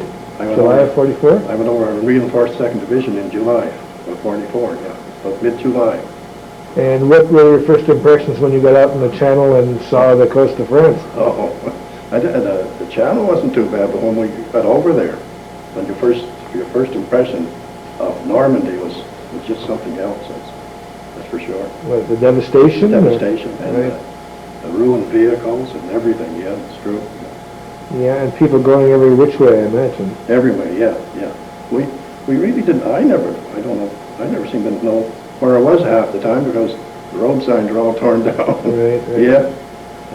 So you were moved up towards the front in what area, around Caen, or was that already taken? Caen had already fallen shortly after that. I remember going through Caen. It had already fallen. And shortly after that, and I couldn't really tell you just where it would be, as they say. It was in just east of Caen. Right. And what were your sort of impressions as things got rolling there? I guess the retreat was of the Germans was fairly rapid. Fairly rapid after that, yes. They moved fairly rapid. We moved right up into Belgium shortly after that. Quite rapid, yeah. Before we had any more resistance. Most of the resistance then was around Antwerp. Right. Yeah, that's what they call the Sheldon. And then, after that, we moved to, we were supposed to go into Arnhem, but we didn't get in. We were supposed to go into Arnhem quite soon, but we didn't get in for quite a long time, and we didn't get in until 3 weeks after, perhaps. Right. We moved to Nijmegen. And whereabouts were you when the peace was declared? I was in Oldenburg, Germany. Oldenburg. Yeah. And did you have any inkling that it was going to be over, or did anybody bother telling anybody? We knew, yeah, because we were moving very fast through northern Holland, and we knew that it couldn't last too much longer, yeah. And did you stay around in Holland after the armistice, or? They moved me back to Holland to join the occupational army. They reformed the 3rd Div to occupy Germany, and they called me back there, and I was part of that for 2 months. We moved back to Oldenburg again, from Holland, back in Oldenburg. And then they called me back to Holland for repat to Nijmegen, and then back to England in October of 44, yeah. And then you came directly back to Canada, or did you spend some time in England? We had quite a few leaves in England. We had to wait for about probably a month before we came, and they sent us directly on leave all the time. They didn't seem to want us around at all. Right. So what does a 20-year-old boy from New Brunswick do in England during the early days of post-war Europe? In England? Oh yeah, it was quite nice. England, yeah, it was. I used to go up to Leeds in Yorkshire on leaves. I went to London on leaves, and different places like that. Yeah. Have you been back since? I've never been back. Really? No, never was back. No. Well, it's probably changed a lot. What do you remember? Are there any things that you recall from your stay over on the continent or in England that you might want to tell us about? Well, really, I don't. Well, there's a lot of stories. It would take me days, but I would have to, they would come to me. Right. Was it a quick growing up for somebody to go from 18 to 20 in a lot of pressure at the time? A lot of moving, as you know by my notes there. We moved all the time. We never was, a couple of months would be the most we'd be anywhere. Right. And of course, we never had when we was over in the continent, we never had a bed for I think until I went into the occupational army. I think it was over a year before we stepped in the ground. On the ground or in trenches or in your vehicles? Trenches or in the vehicles, or other vehicles, or wherever. Yeah. Well, thank you very much, Les. It's been a pleasure talking to you, and I'm sure that you have a lot of memories that you'll be sharing with a lot of people come this 50th anniversary in June. I have a lot of stories, but, they're not for now, I guess. Yeah. Okay, well, thank you very much. Okay.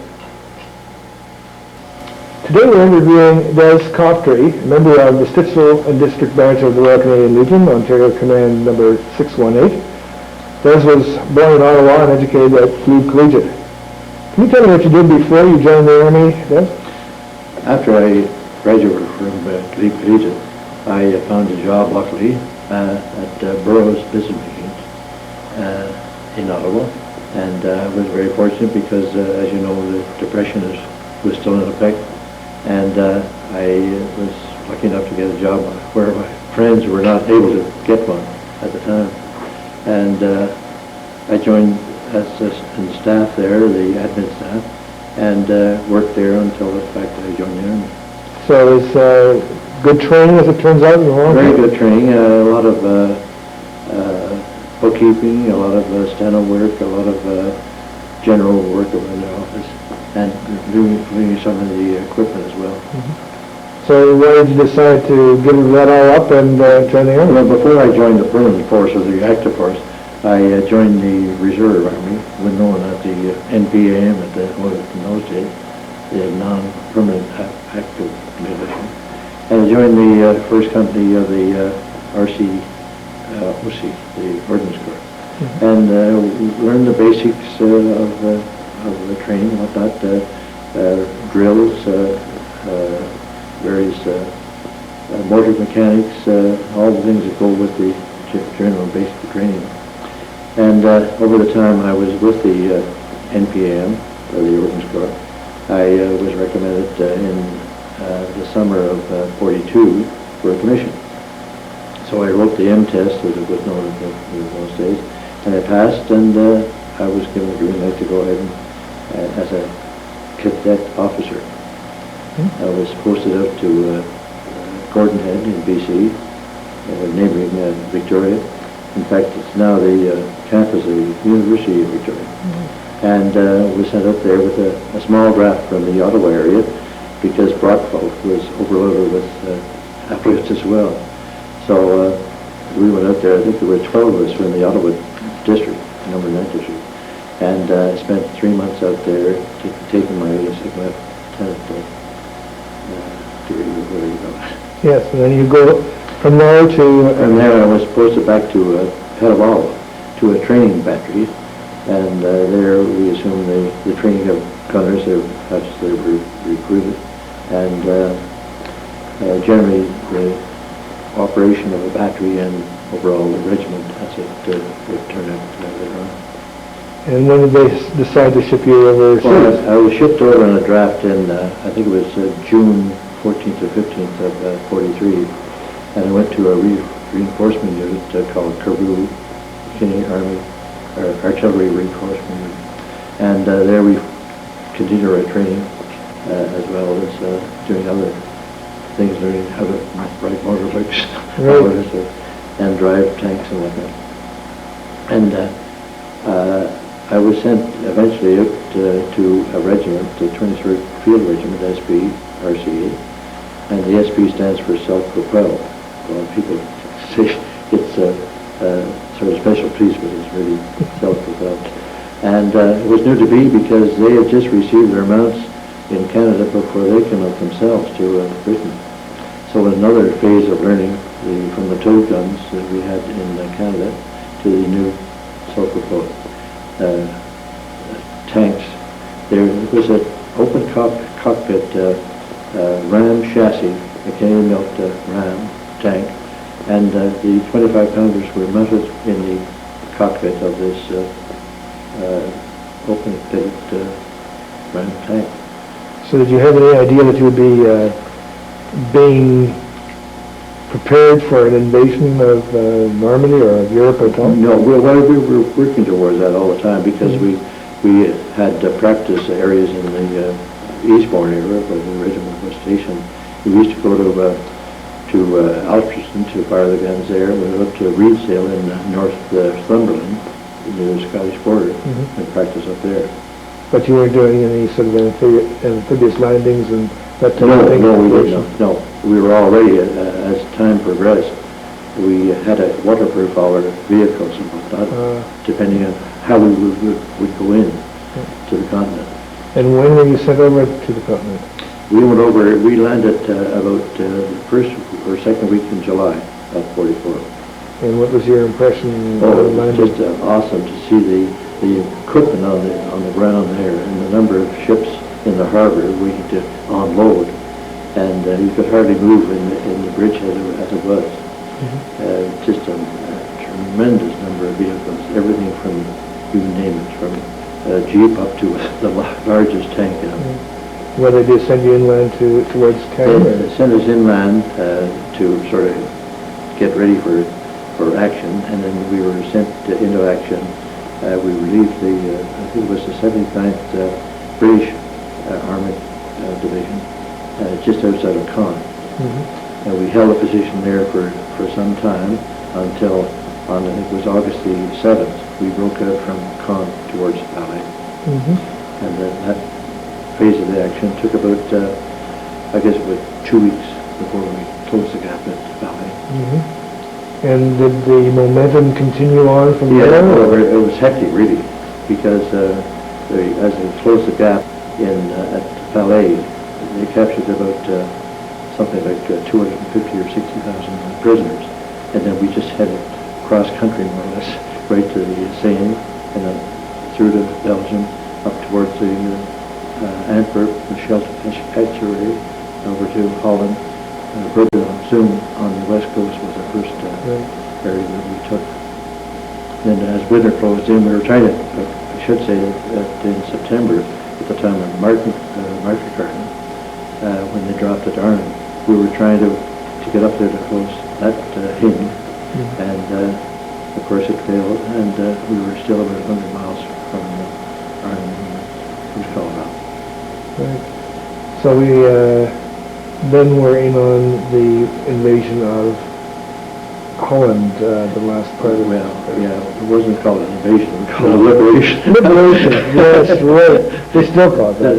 And yes, well, in Bergen-op-Zoom, that was the most westerly point of the river, and then we came back along the lower Moss, and we sat there for some time. Well, winter closed in, really. We sort of held a position there until Christmas, and the Battle of the Bulge took place.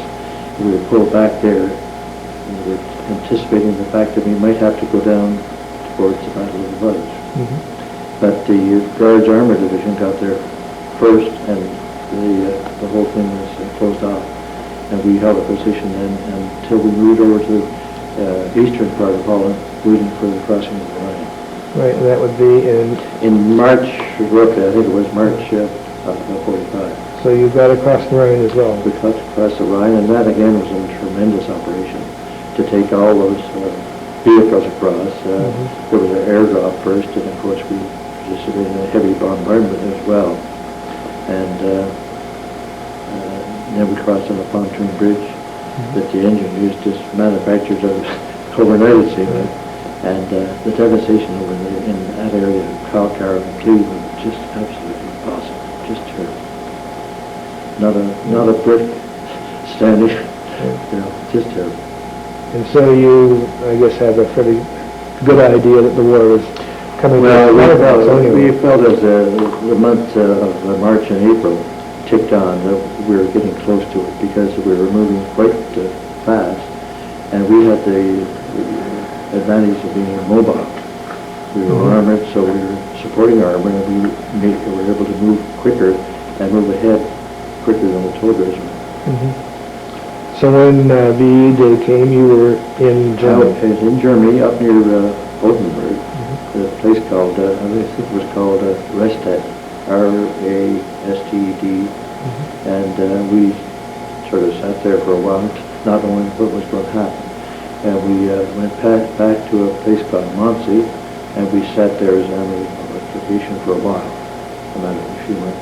How long did you stay over on the continent then? Well, it was a case of waiting for a ship to go home, and I waited from the end of the war, which is May the 8th, until Boxing Day that same year.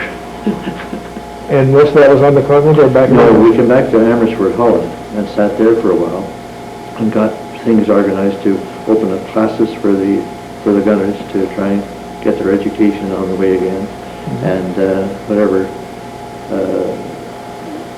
We had some lawyers in the regiment, we had accountants, we had you name it. So we were able to give a good cross-section of training to the gunners in whatever field they wanted to follow. Prepare them for the DBA university. That's right.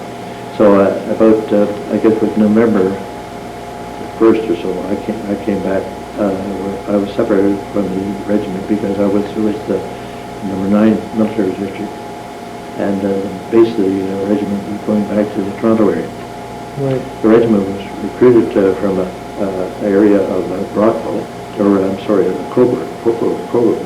Coughtry, and a battery from Toronto, and another battery from Hammond and St. Catharines. And I was fortunate to get to the Hammond, St. Catharines battery. So you came back and did you leave the military? Yeah, I came back and I was discharged in February of 45, yes, 46. Right. And I went back to Burroughs, and there was a job waiting for me, Very good. and I transferred into sales, and spent the next 40-some years with Burroughs at various levels of employment.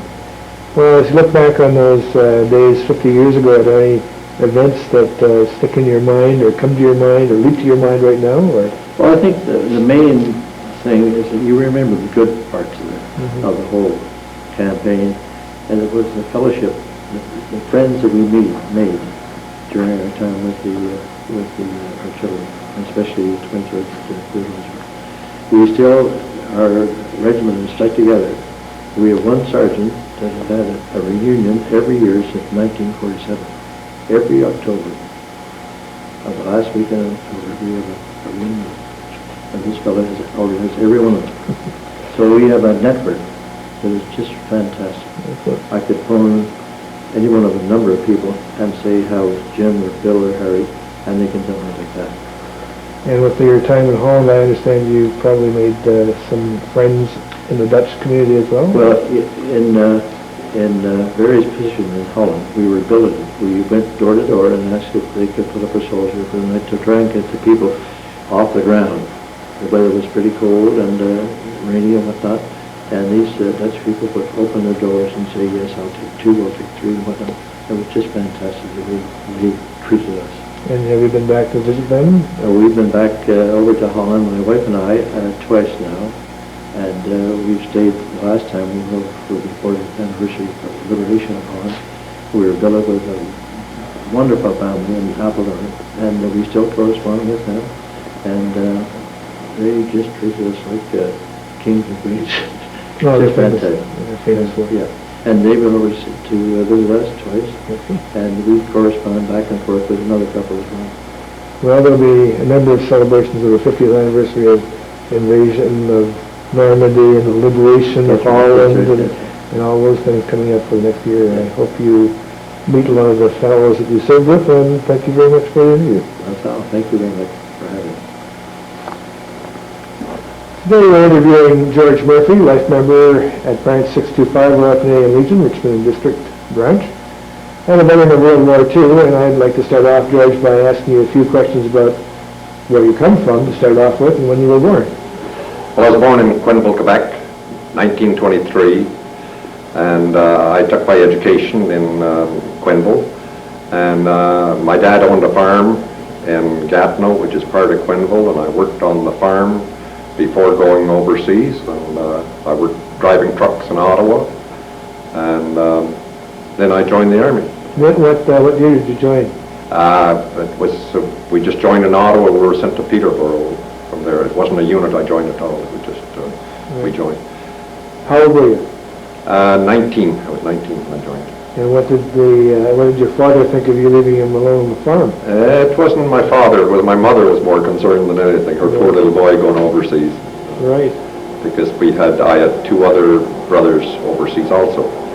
And she didn't think very much of three brothers going over. Exactly. She tried to get me out, but it didn't work. Well, you're 19 years old and off to, where was the first place you were posted to? Hull, England. Went to Hull, England. The first place I was posted to, we went to Peterborough for basic training. Right. And then we went down to Camp Borden, took our advanced training there. What unit was this, George? It wasn't a unit, it was just, we were corps troops. All right. And I took advanced training there, and I took a DR course, which is dispatch rider course on motorcycles there. When did they ship you over to Hull, was it? To Hull, England. I went over to Hull, England in, I guess, 1943. And we were in north England, in Hull. And I took some more DR course over in Hull, England. And then we started preparing for D-Day, getting our vehicle. I was in the Army Service Corps at that time. And we were preparing our trucks and vehicles for waterproofing them to the channel. Yeah, so you knew there was something coming on. I guess so. My sergeant was Mulvihill, and as we were waterproofing the trucks, he was telling us how to waterproof them. And of course, like always, he picked on me, I guess, and told me that if he was going to shake hands with me because I'd never make it to France in that truck, because I didn't waterproof it. But anyway, by the time we were ready to go, it was well waterproofed and well looked after. We went onto a landing barge, and on D-Day, and started across the channel. It took us about 2 days to get across to get a place to land. When we landed, of course, after bouncing around on the channel for a couple of days, it wasn't very comfortable. We were all very anxious to get off. After me having my truck in wonderful shape, well waterproofed, when they started taking the trucks off, there was a sort of a hesitation. The second truck ahead of me, there was no driver. So they pulled me out of my truck, put me onto this truck that I'd never seen before. It was an English truck. It was well loaded, two-wheel drive, and I started out into the channel with this truck that I'd never driven before. So I jammed it into some gear. I started out. The water started coming up, and I said, I hope that Englishman waterproofed this truck well. And had he? He had. I made it to shore. The water came right up to the steering wheel, and I made it to shore with it. I don't know how I made it, but I was quite happy to get my own truck back once I got on dry land. Yes, and this is how many hours after the first landing? I don't know. We left England on D-Day. I know we spent one night on the channel. I don't know how many. It could be more than that. And what did the scene look like? What did the beach and the area look like when you landed? Horrible. And that is the wrecks and the bodies and everything? Wrecks and bodies and vehicles that didn't make it to shore, and ships that were sank, and it was just a disaster, and we were glad to get our feet back on shore again. So how quickly were you able to get a little bit inland? We didn't. It went quite well for a while. We landed on Juno Beach, and it was, I'd say we were about a day till we started inland. And once we got recuperated, got going in, it was rough. But one night, the shelling was getting quite heavy, so they told us to dig in. So we dug our trench, and it rained for about 5 days after we landed in France. So we put our trucks on top of the trenches to keep the rain off. It was a very smart thing to do with about 2 ton of explosives on top of you. If it was ever a direct hit, well, it was. But we were very lucky. Nothing really bad happened to us that time. And I take it the battles and the fighting was almost every inch by inch for a while there. It was. We seen an awful lot. I wasn't really in the fighting that much. We were taking supplies in, and we were working under smoke screens and at night, and we were very close to the fighting, like in the fighting. But I never really did any actual. We had some of the light armored vehicles that we used, but I never got right into the heavy of it. Right, so the progress was towards Con, I take it? We went in by Benny Semir and Benny Sororm, and then up to Con. Right, so that would be about, what, the middle of July by the time you got to Con, or? My memory is not that good, but I'd say yes, would be around that time. And did you stick with this push all the way through? Yes, I did. I went right through till the end. We landed up in Germany at the end, and then when the war was over, after VE Day in Europe, I joined up for Japan, and I beat my two brothers back to Canada anyway. You did, eh? You were. Oh, that gave you an extra few points to come back home. Are there things that you remember that you'd like to tell us about on those months between landing in Normandy and getting over to the Rhine River? I'd sooner not. You'd sooner not. I take it there was a lot of comradeship and a lot of... There was. That was one thing about it, that they looked after each other. The soldiers looked after, one looked after the other, and it was real comradeship. You had to depend on your partners or right. Whoever was there. But, did you get a chance to meet the Dutch people or the Belgian people? I did. They treated us lovely. They really were, you couldn't say enough for the Dutch people, especially after the war was over. They, any place was liberated, you'd drive through and they just couldn't do enough for you. I also went into the Richwell Forest in Germany and found my brother that was over there earlier.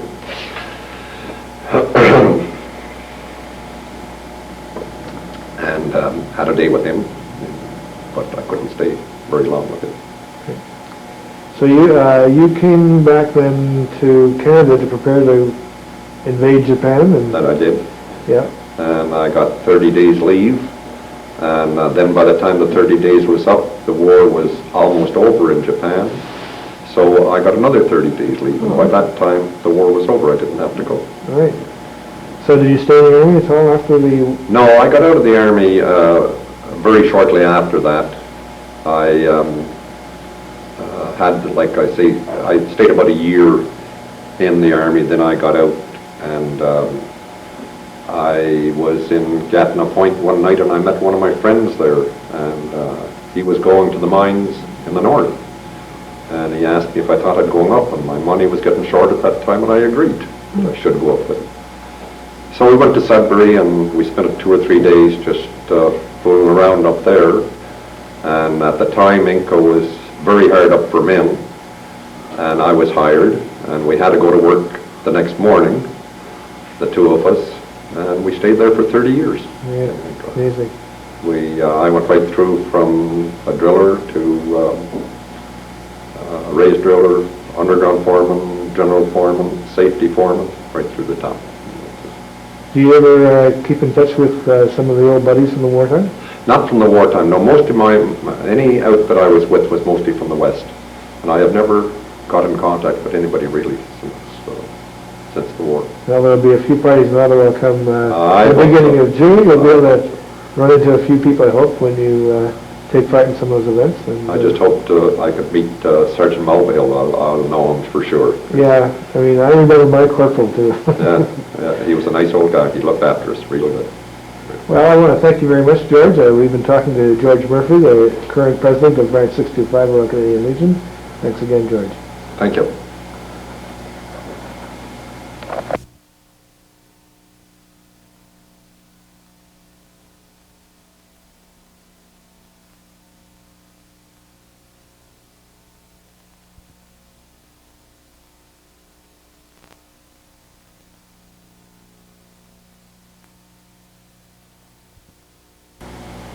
Today we're interviewing William Edward Earle, member of Branch 625, the Royal Canadian Legion in Richmond, Ontario.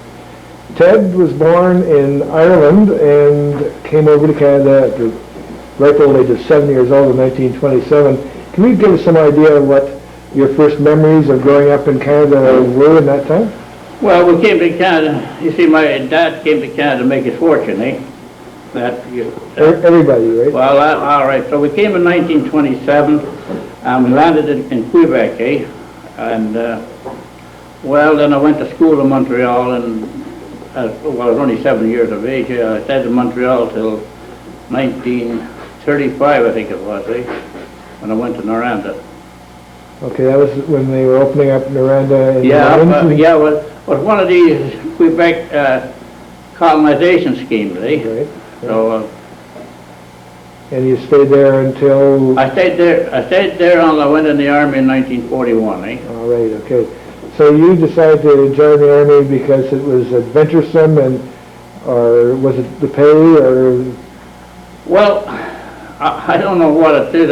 I don't think I was any more patriotic than anybody else, Right. You know, you hear people saying they went for king and country. Well, that's so much so-so, Right. But anyway, the little place where we're living up there in Noranda had at that time the most capital people for the population going into forces, Right. The highest concentration of volunteers? Yeah, the volunteers, that's right, yeah.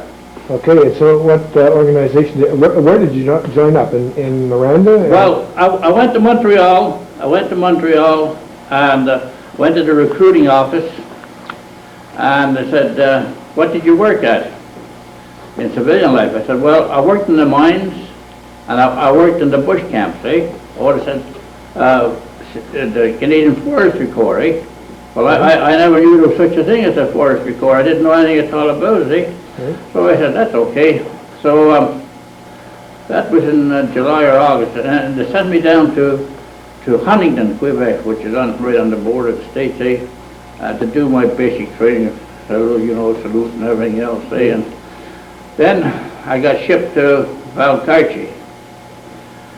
And this was about September, I think. We're there for a couple of months, Training, taking the same basic training over again, maybe a little stiffer.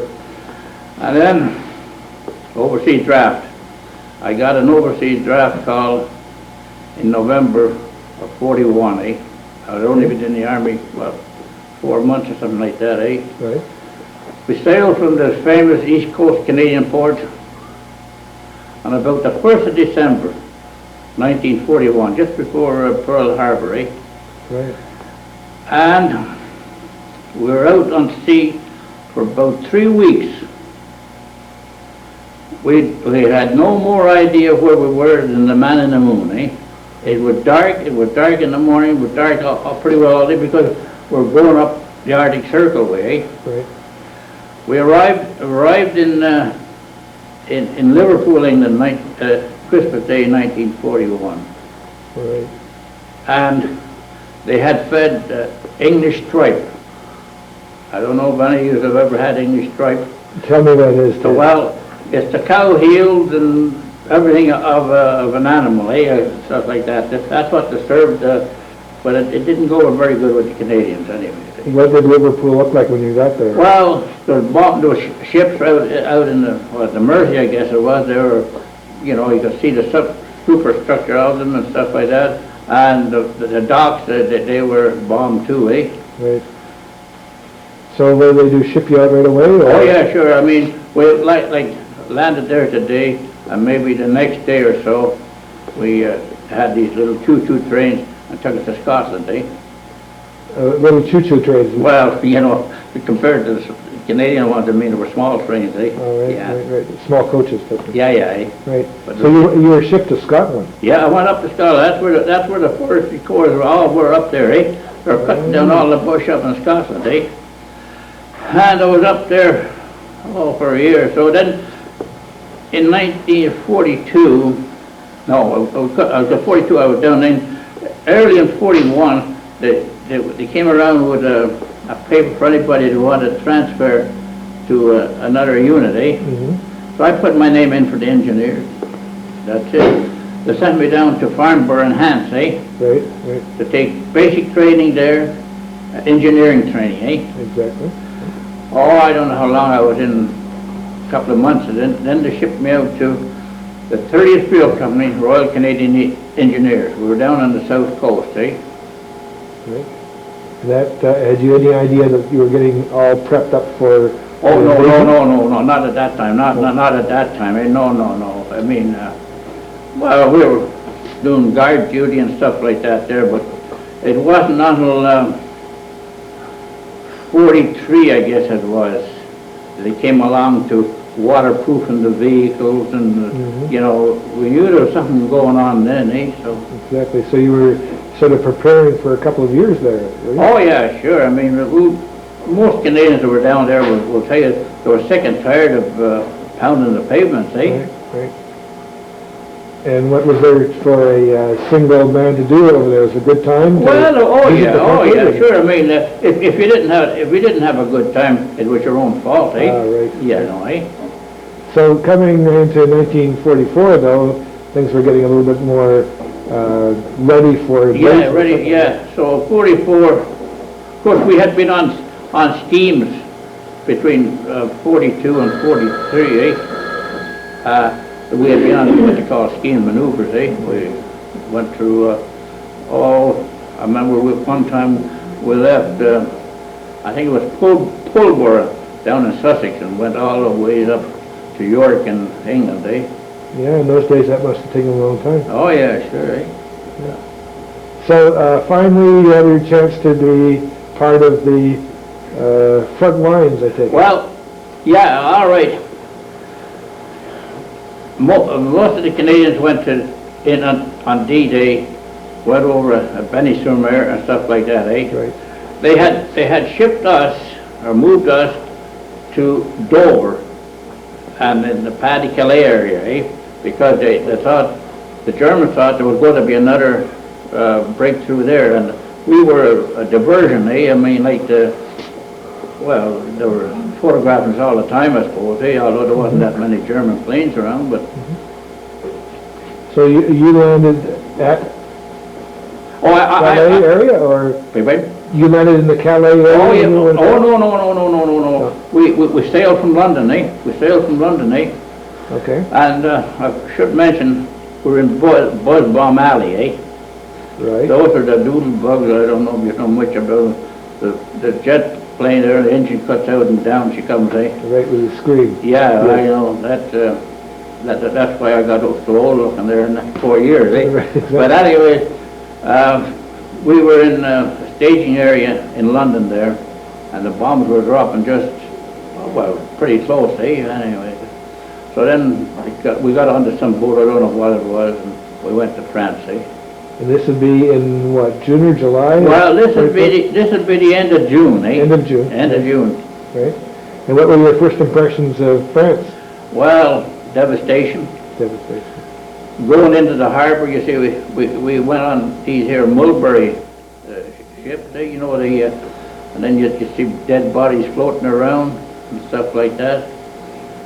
And I can remember it as well as just the HMS Warspite, the British big naval ship. It was firing these 16-inch naval shells inland, and we were right beside it, eh?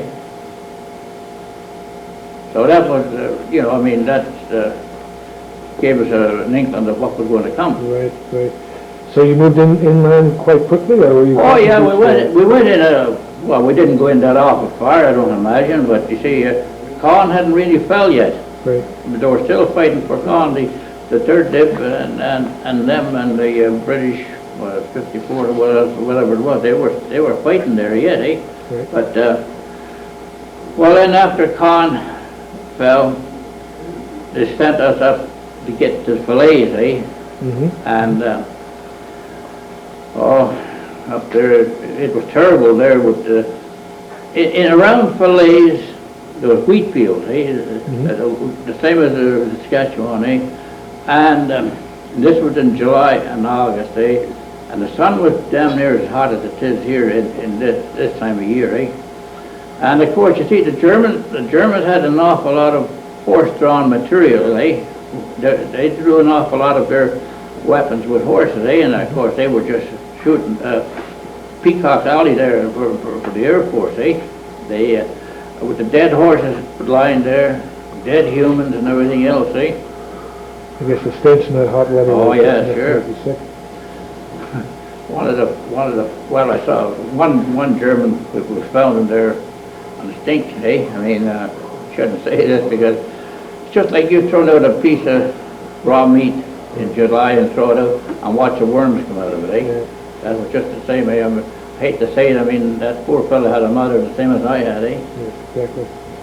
So after fillets, though, things started to pick up speed, I take it. Well, after fillets, yes, and then we crossed at the Seine River, and I think it was Elbeuf, I'm not sure, but I remember being at Elbeuf, and we helped put a bridge or something across there. Then it was go after that, because we were like on north, going along the coast, eh? The second div got into Dieppe to take Dieppe on account of the Schmelzer in 1942, eh? Right. And so you head up towards the Antwerp area in Belgium. Yeah, well, we went up all along the coast there. We went through, I remember going to Arras in Belgium, and I had read about these places before, eh, and stuff like that, eh? Then we got up into the Scheldt estuary. Right. That was in coming onto the winter of '44. Water, my God, was water. Gee, the Germans had broken the dikes, see, and the army was moving across in ducks, eh? What they call ducks. These are these big motorized vehicles, eh? Okay. And I went across. I remember going across in a barge, and I've crossed the ocean a couple of times and stuff like that. But it's about one of the first times that I can ever remember getting sick, because I was down underneath, eh? Everything was covered in, eh? So you were in through the liberation of Holland? Oh yeah, sure. And did you, besides fighting, you must have met some of the local citizens? Oh yes, and I can assure you, we used to barter cigarettes and soap with the girls and stuff like that there. Well, we bartered soap to the girls in Holland, and they used it. I can tell you, they were the cleanest people that I ever saw in my life. They used to have these big clompers on, eh? Wooden shoes they'd had. If you went to their house, they'd have one pair for Sunday. Just then you'd have a good Sunday pair, and they'd have another pair for everyday work and stuff like that there. And I've seen it, the streets are cobblestone, eh? Right. And I've seen it rain, and then the women would come out in water and wash it off again, eh? So, oh yeah. So you ended up getting into Germany, did you? Oh yeah, sure. Well, I spent the winter of '44 up at Nijmegen in Holland, eh? Right. I was on guard duty Christmas Day, 1944, on the bridge over the Grave River, eh? We're expecting, from the Arnhem disaster, we're expecting frogmen to come down and try to blow up the bridge today, because this bridge was captured completely, eh? All right. Yeah, so, well, I don't know if any of the other fellows that you've been talking to have ever mentioned M&V. No. They haven't, eh?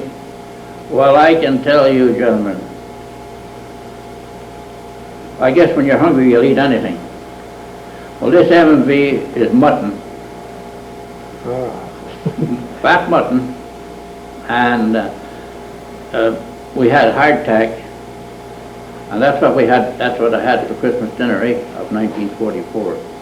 But mind you, things improved after that, because we had a supply line going down to Antwerp, eh?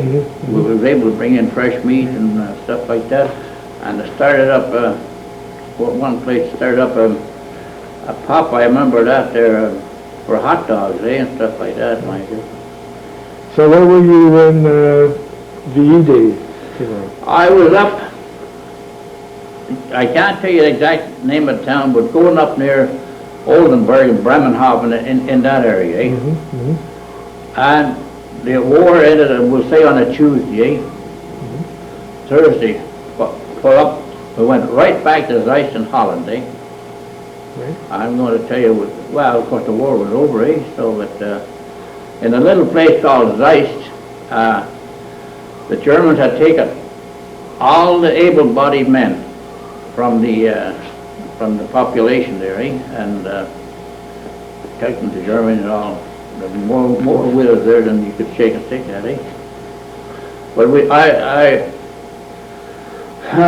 guess I'm getting a little ahead of the story. I found out that I could boil water without burning it. So they appointed me a cook, eh?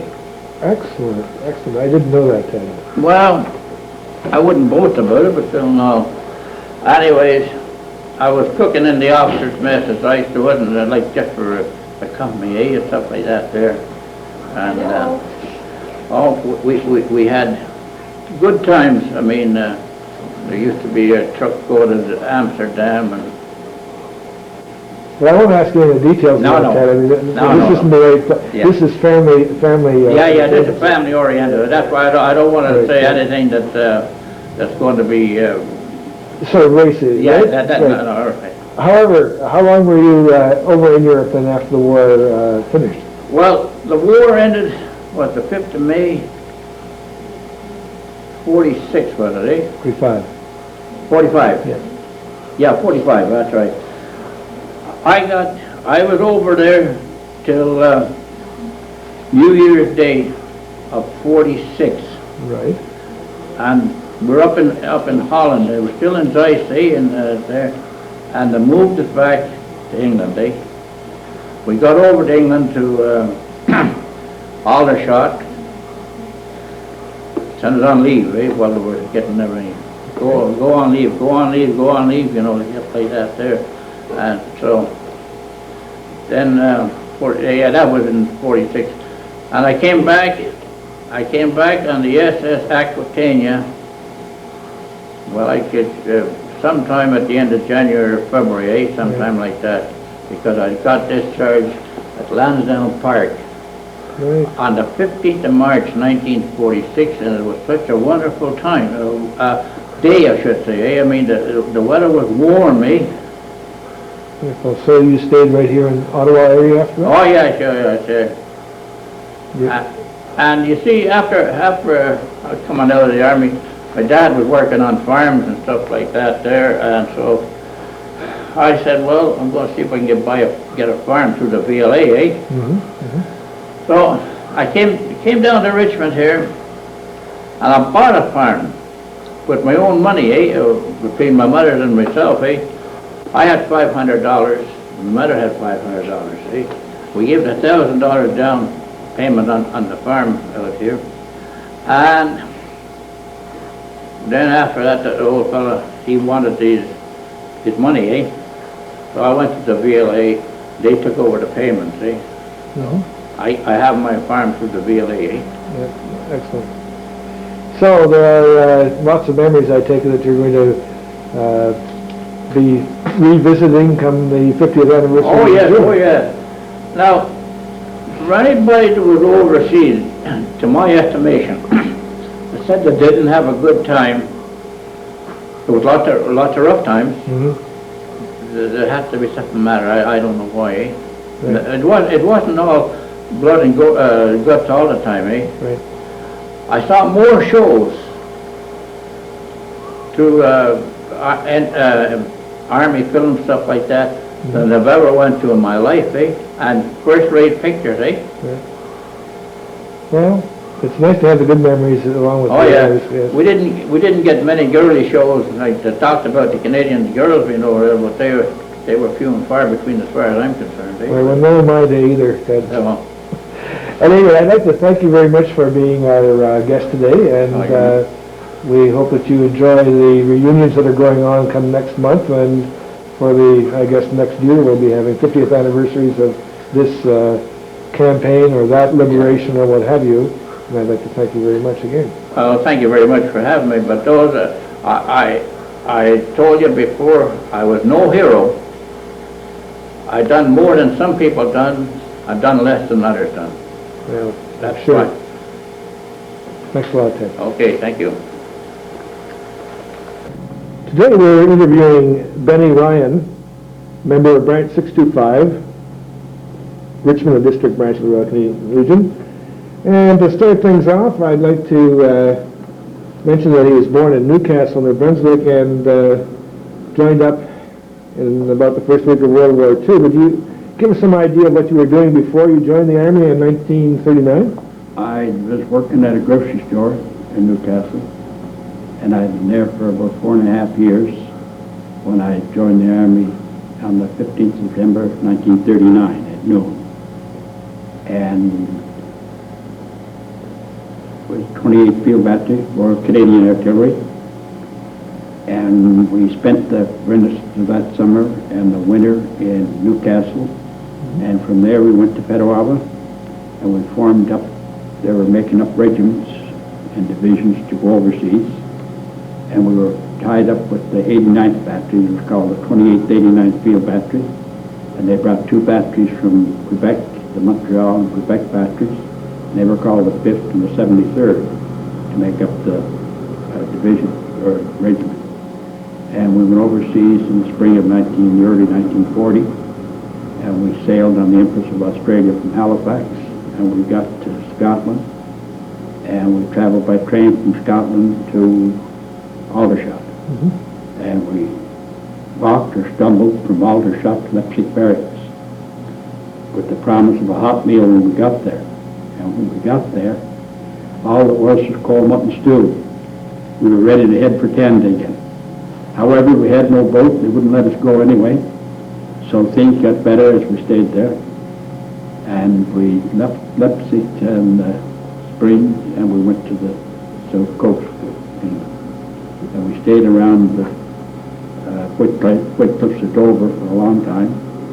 And then the scare of the invasion come up, and we were left there to defend the place. And they had French 75 guns with no ammunition, and the officers had revolvers, 38s and 45s with 5 rounds of ammunition. And they were all in the chamber. And somebody was smart enough to wonder how we were going to defend the coast of England. And the major, being the unit major, he said, just grab a stick, and the first head that comes up over the top, knock it off. So that's what everybody had, was a stick. And thank God they didn't come. So this was like still in 1940? 1940, 41. 40, 44. They said the English Channel run red, but we didn't see it dropping it. Right. However, from there we went to back up around the Brighton area and Settlesham in that area. And I went from Storm in that general time to Transport Sergeant. And from there I went to Real Wales on a motorcycle course, and I spent 7 weeks on that and 7 weeks on the driver instructor course. And the next course I had was on a butte for waterproofing while we were getting ready to go to France. And I didn't enjoy that very much because we were both wet and cold, no way to get dry. And when the major called me into the office one day and he said, congratulations on your course, you've done well on it. And I said, I'm sorry to hear that. Because he said, you're going back on loan. So I was back for another 3 weeks, and then that was the end of it. And I stayed in the 28th until we started to re-equip and moved to the White Cliffs of Dover again. And we re-equipped the regiment, and I was transferred there as technical sergeant. And when we got ready to go to France, I guess we made about 5 ventures from Dover up. And we didn't know why we were traveling at night and back again before daylight. We found that when we got to France, there was no boats to take us across. So in the end, we went up and we went to London. And in London, they put us onto a tramp steamer. All the equipment down in the holds. We were on the deck, went across the channel, and they had landing craft there. So they took everything over to the side, and we went down rope ladders and went ashore. When we got ashore, there wasn't much there, only potholes and shells and so on. And any trees that was there, any cover or shade there was on the very top of it. It was all knocked off the bottoms. And we were there 2 days and 2 nights, and we finally got the guns and things up into action. And the third day we get out for a little rest, and then they all went at it again. And calm fell, then we get up into an apple orchard, and we stayed there until when calm fell, we crossed it up into the Valley Gap. And from the Ballet Gap, we went to Dunkirk to help the English out there. And then we went back to Dieppe. And at Dieppe, I had an experience going up there with some equipment. I had a Bren gun carrier with motorcycle tied on each side of the motor. And poor Willie Crow wanted to go for a drive, and the captain said he could go, so he got the helmet on, and he was the commander-in-chief. So when we got to this crossroads, we had a convoy of the Bren gun carrier with the 2 bikes in it, Willie and I, and then the lieutenant was reinforcement. He had the half-track, and we had somebody else driving a gun tractor, and then a jeep to come back in. And we hit this crossroads, and there was about 2,000 to 2,500 people cheering and waving flags. And I took my foot off the gas, and we got through the crossroads. I stepped on it, and all I seen was the track going up and down the road like a snake on the cobblestones. They left the road. They chased 2 more French fellows with a bicycle between them. And I crossed the ditch and rolled over. I didn't know where I was going. And it came up with just the 1 track up in the air.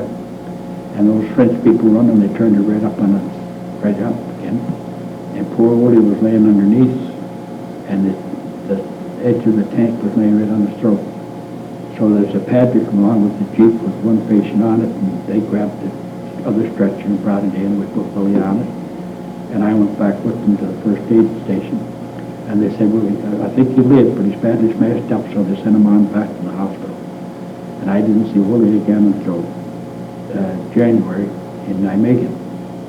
And when Dieppe was finished, we went to right into Antwerp. And when Antwerp was cleared up, we went out to the Scheldt Estuary, and that's the canal. And we were on the Dutch side, and we found that the entrance there was blocked by a cement blockhouse, so they could go up and down in it, take the gun up and down with them like an elevator there.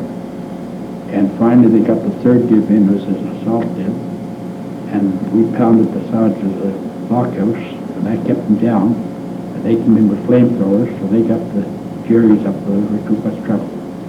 And the next thing we did, I went on an advance party to Nijmegen, trying to get the paratroops out. But it was, we got stopped about 2 miles from the bridge. They blew the bridge and everything had to stop then. We found a place to stay that night, and 2 days after the regiment arrived, so we had to find other quarters then to hold a bigger party than what we were. There was only 7 of us in the advance party. And we stayed in Nijmegen all winter, and in the spring we crossed the Rhine, and most of the Canadians crossed the Rhine and went down the Dutch side and back into Holland again, or on the German side and went back into Holland. And there was an English division that was short of artillery, so we went to support them, and we never stopped until we got to Wilhelmshaven. And at Wilhelmshaven, we moved back to Oldenburg, and from Oldenburg is where I started the home, back to Nijmegen, and then to Calais, Dover, until we took it about 2 weeks to get another boat.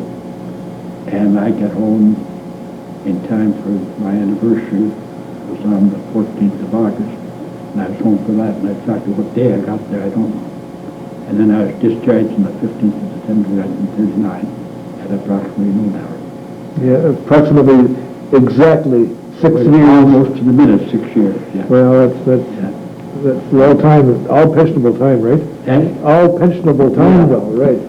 And I went back for discharge, and they offered to let me stay in there if I wanted to, and from the sergeant to 001. And Wednesday night, the fellow I used to work for called me, and he said, if you want the store, you better get home. He said, try to get home for the weekend, we get something done. So I said, do you want me to run the store for you or for myself? He said, whichever way you want, it's yours. And I got discharged at noon, and I got the bus home. I went to get a bus, and there was no seats. So I walked to Range Strike Parkway, and then the bus picked me up. I got home at 9 o'clock on Saturday night. Went to church Sunday morning, went down and took stock. I opened the store Monday morning at 8 o'clock. I stayed there for 15 years.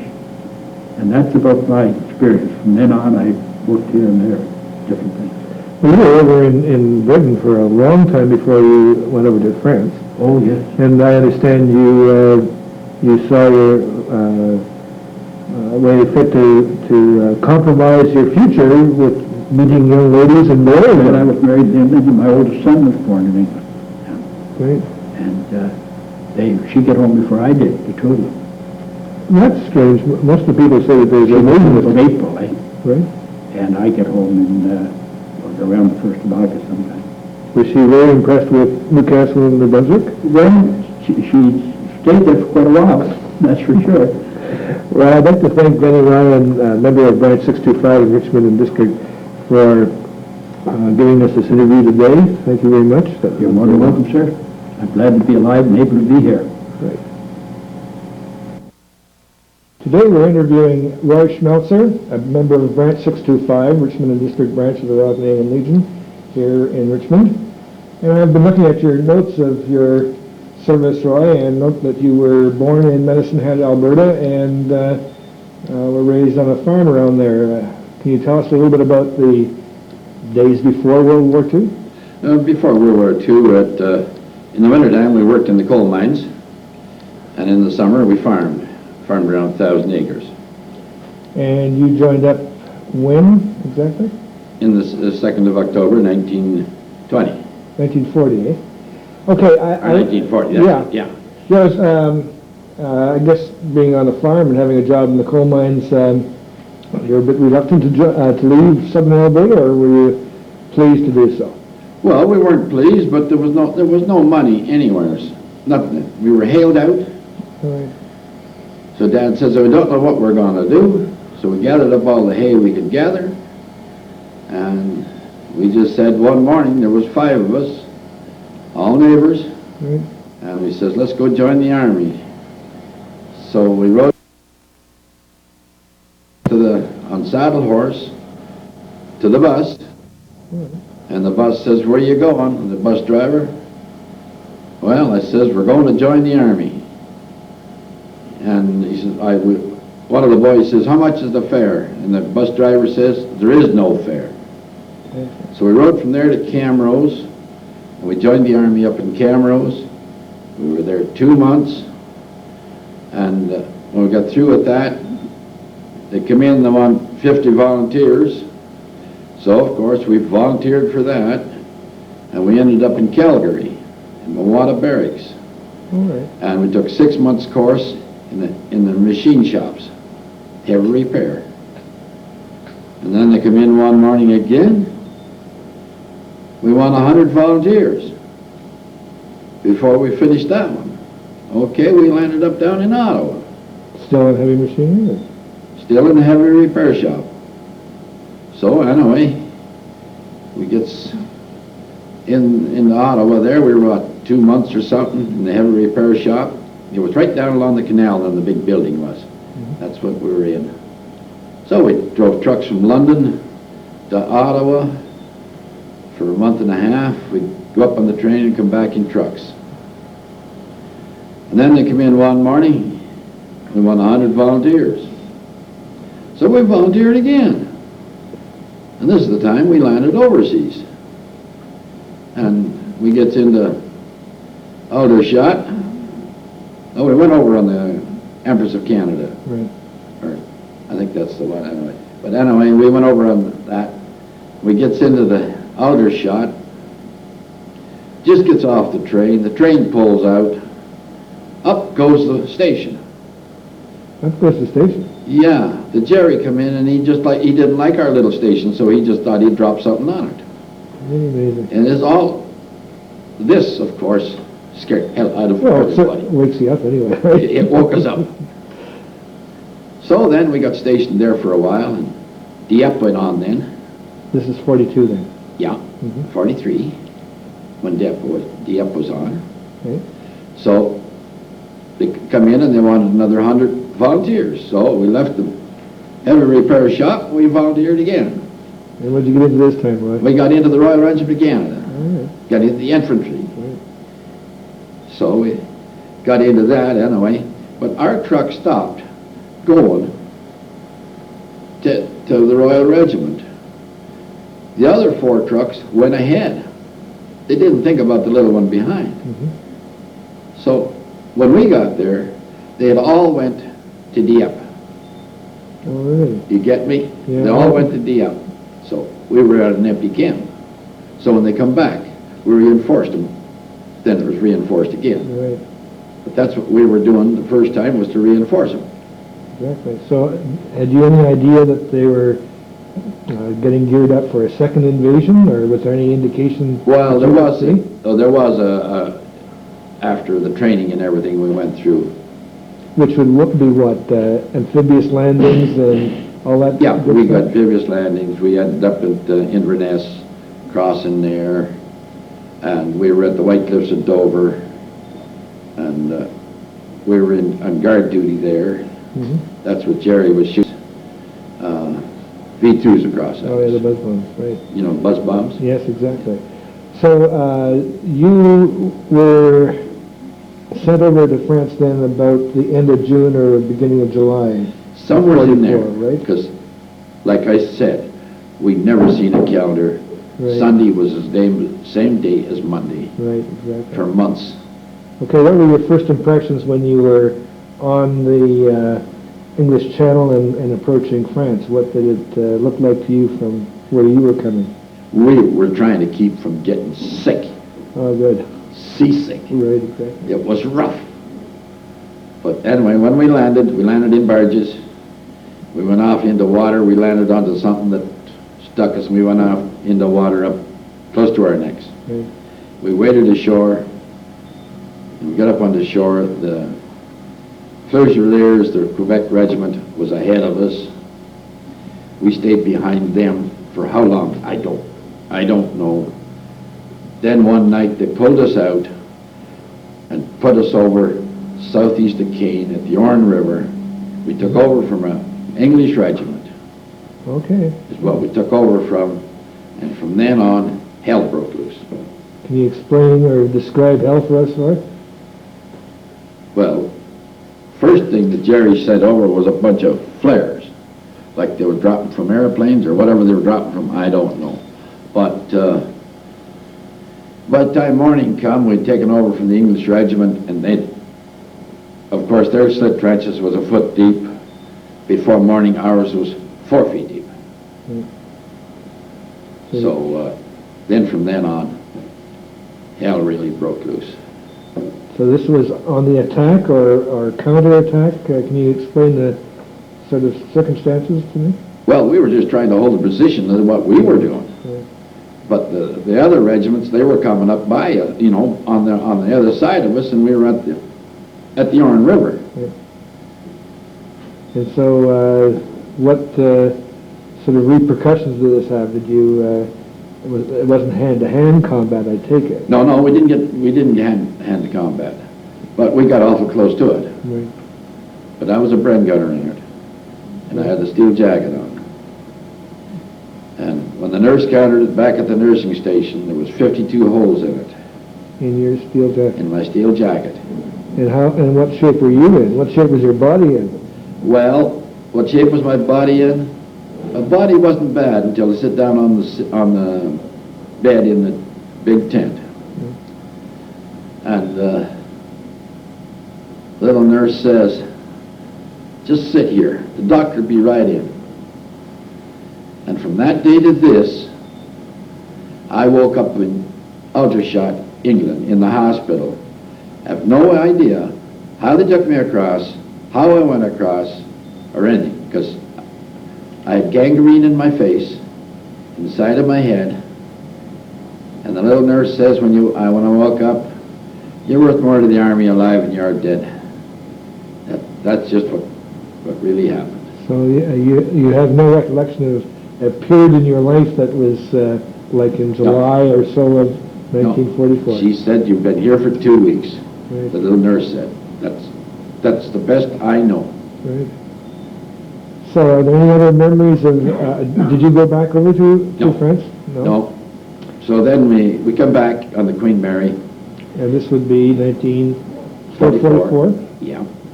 Okay. And landed in Kingston. And the day I landed in Kingston, my father died. So I tried to get some way out, couldn't get it at all. So I went to the captain or the colonel, either one or the other, I forget now, and I says, I want to go home to see what's going on. Well, he says, we can't get you out of here now. So on the, I don't know, it was 26th or something, they shipped me to Calgary. That's right. And then give me my discharge there. I went in, and the captain says, we want to stay in the Army, me and this Private Hart. We don't need no one-eyed guys here. So we just said, give us our discharge, and we'll be in for him tomorrow morning. And that's what had happened. We went in the next morning, picked up our discharge, and said goodbye to the Army. And went back to Medicine Hat, and from Medicine Hat, we got 2 tickets from the Army to come back east. Really? And that was it. Right. Well, why did you stay out in Western Canada where the... Well, the wife thought we'd be better back here. And she's from around here, or...? She's from Munster. From Munster. Yeah, Irish Tubman. And so you settled back here in Munster area? Well, Irish's uncle begged us to buy his farm, so we bought it. Took it over on the 22nd day of April, 1945. And so you're an old-timer around here now? yeah, since 1945. You've earned your credentials as a native of this area. Well, that's what they all say, I don't know, so... Are there any things about your service either overseas or in Canada in training that you recall with some sort of great warmth, or quite the opposite? No, I went through the whole war, and I never had a DCB all the way through it. I was a good rifleman before I ever joined the Army, because I was a hunter. Right. I never seen me without a 22 or a 30-30. When I was on the farm, the RCMP knew I carried 2 guns on my saddle horse, and that's what I carried all the time from fall to spring.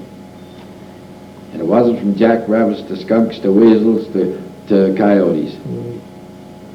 Well, it's been very nice talking to you, Roy. I'd like to thank you on behalf of... Right? Very nice to be here. We've been talking to Roy Schmelzer, a member of Branch 625, Richmond District, Branch of the Weaponry Legion.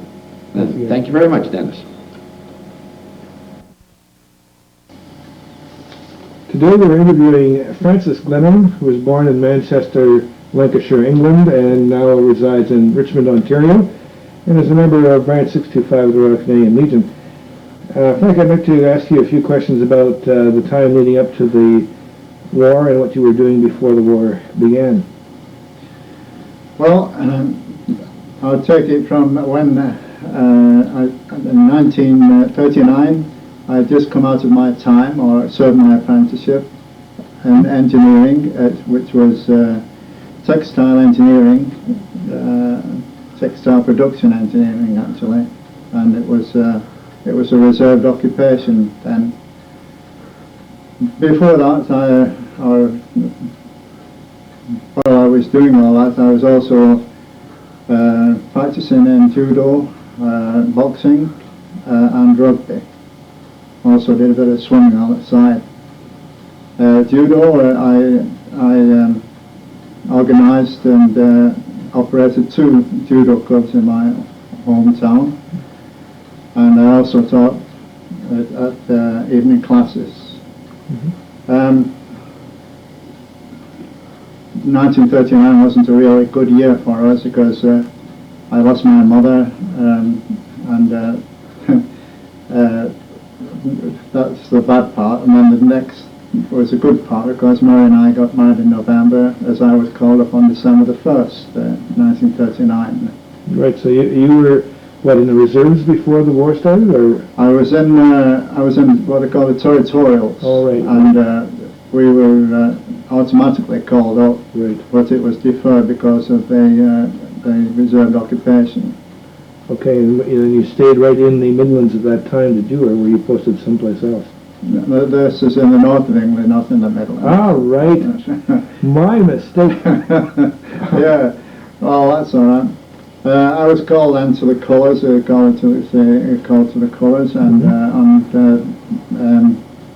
1st of December, which was a rainy day, of course, we went down to Margate for further training and equipping, and I spent a great deal of time there. On the course, they expected more or less that the Germans were going to come right away, you know. Right, but they didn't do that. So what branch of the Army were you with at that time? I started off in the Royal Army Service Corps, and it eventually turned into the Remis to the Royal Engineers, Mechanical Engineers. Okay, so there was a time there between the feared invasion of the south coast of England and the invasion of the north coast of France at Normandy. What was that comprised of? What sort of training and work were you doing with the Army in those years? Well, in between, I spent 2 years in the Army training there, and training on manoeuvres and training for different kinds of things, for pulling. In an island that was pulling vehicles out of the ditch most of the time. The roads are similar to England, and I had my wife over there too. She was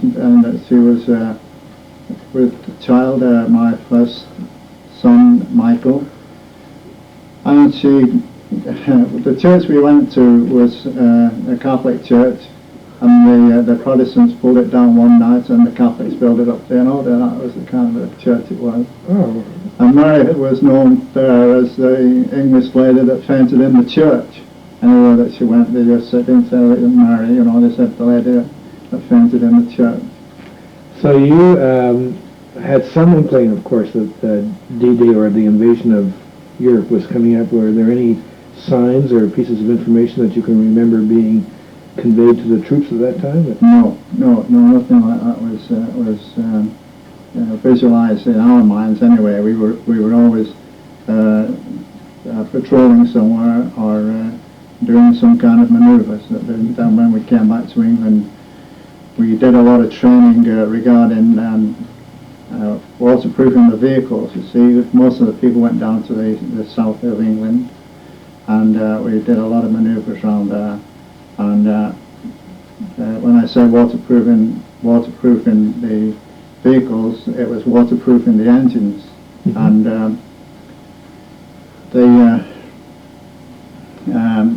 the way they tested them, we built a big dam and ran the vehicles down, and if it got across, well, it was waterproof. If it was not, we were in trouble, you see.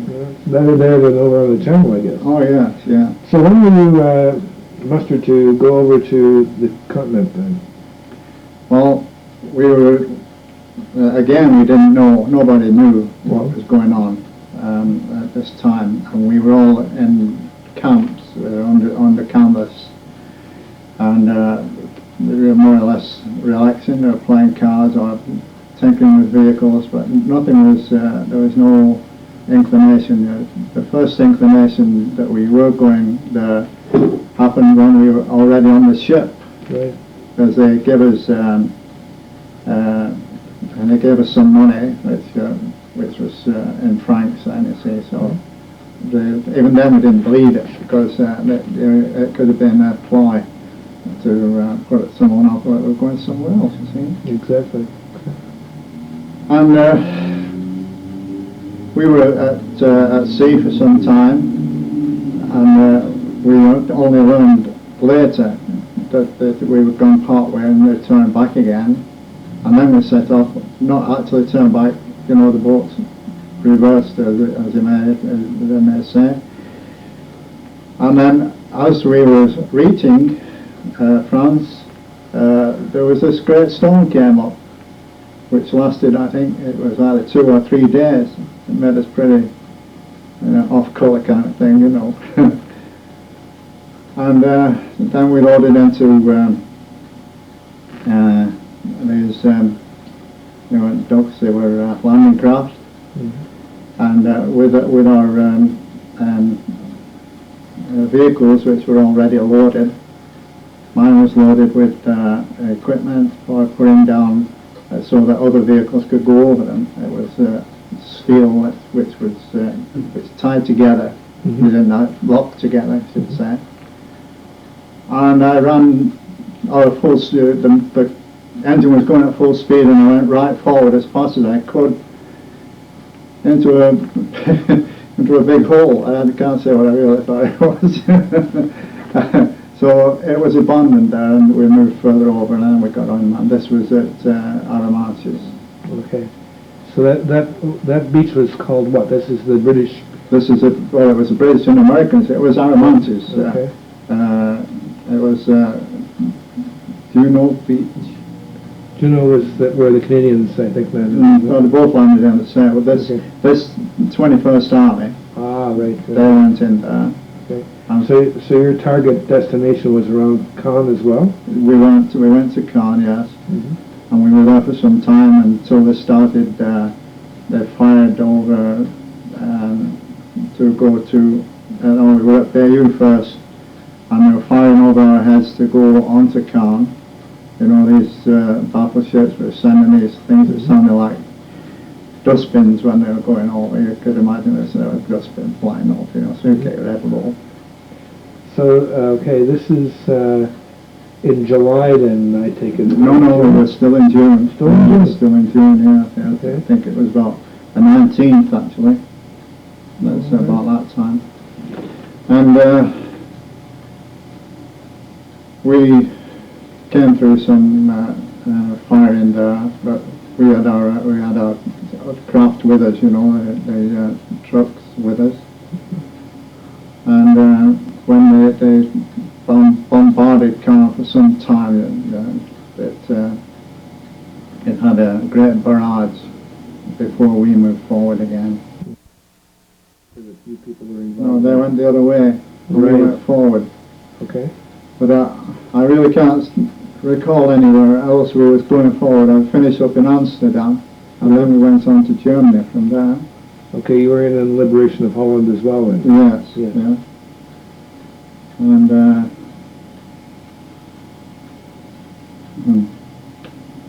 as I say, we went on from there. We went on into Germany, and then I came back to England, and we were demobbed in England, and we had to go back to the barracks. Our own town was a demob centre, right?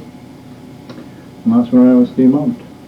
So this was in 1945 and fairly close to the end of the war, I think. Yeah, well, it was the end of the war, and with the war had ended then. Right. When I came out to Germany, it had ended. Yeah, I realized there was a British occupation army in Germany where there wasn't a Canadian one, and I just wondered if you had stayed there over any period of time after the war. No, we weren't there a great deal of time after the war, because I think if you don't look at that paper, you see the date that I was demobbed. I had done 6.5 years then, when I came out.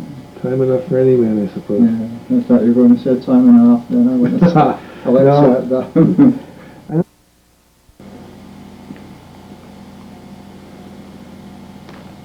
Today we are interviewing William Howe, who lives in the Ashton area near Richmond. And I see from the notes that you've given me, Bill, that you were born in Port Arthur in 1922 and lived there for the first 13 or so years of your life and moved to Ottawa. Can you tell me a little bit about your history before the war began? Well, I was at school, and then 1 year college in the first year of the war. Right, so I noticed that you went to Bishop's College School in Lennox. That's right. Yeah. What would cause one to join the Royal Canadian Navy? I don't mean that in any pejorative sense at all, but... No, Is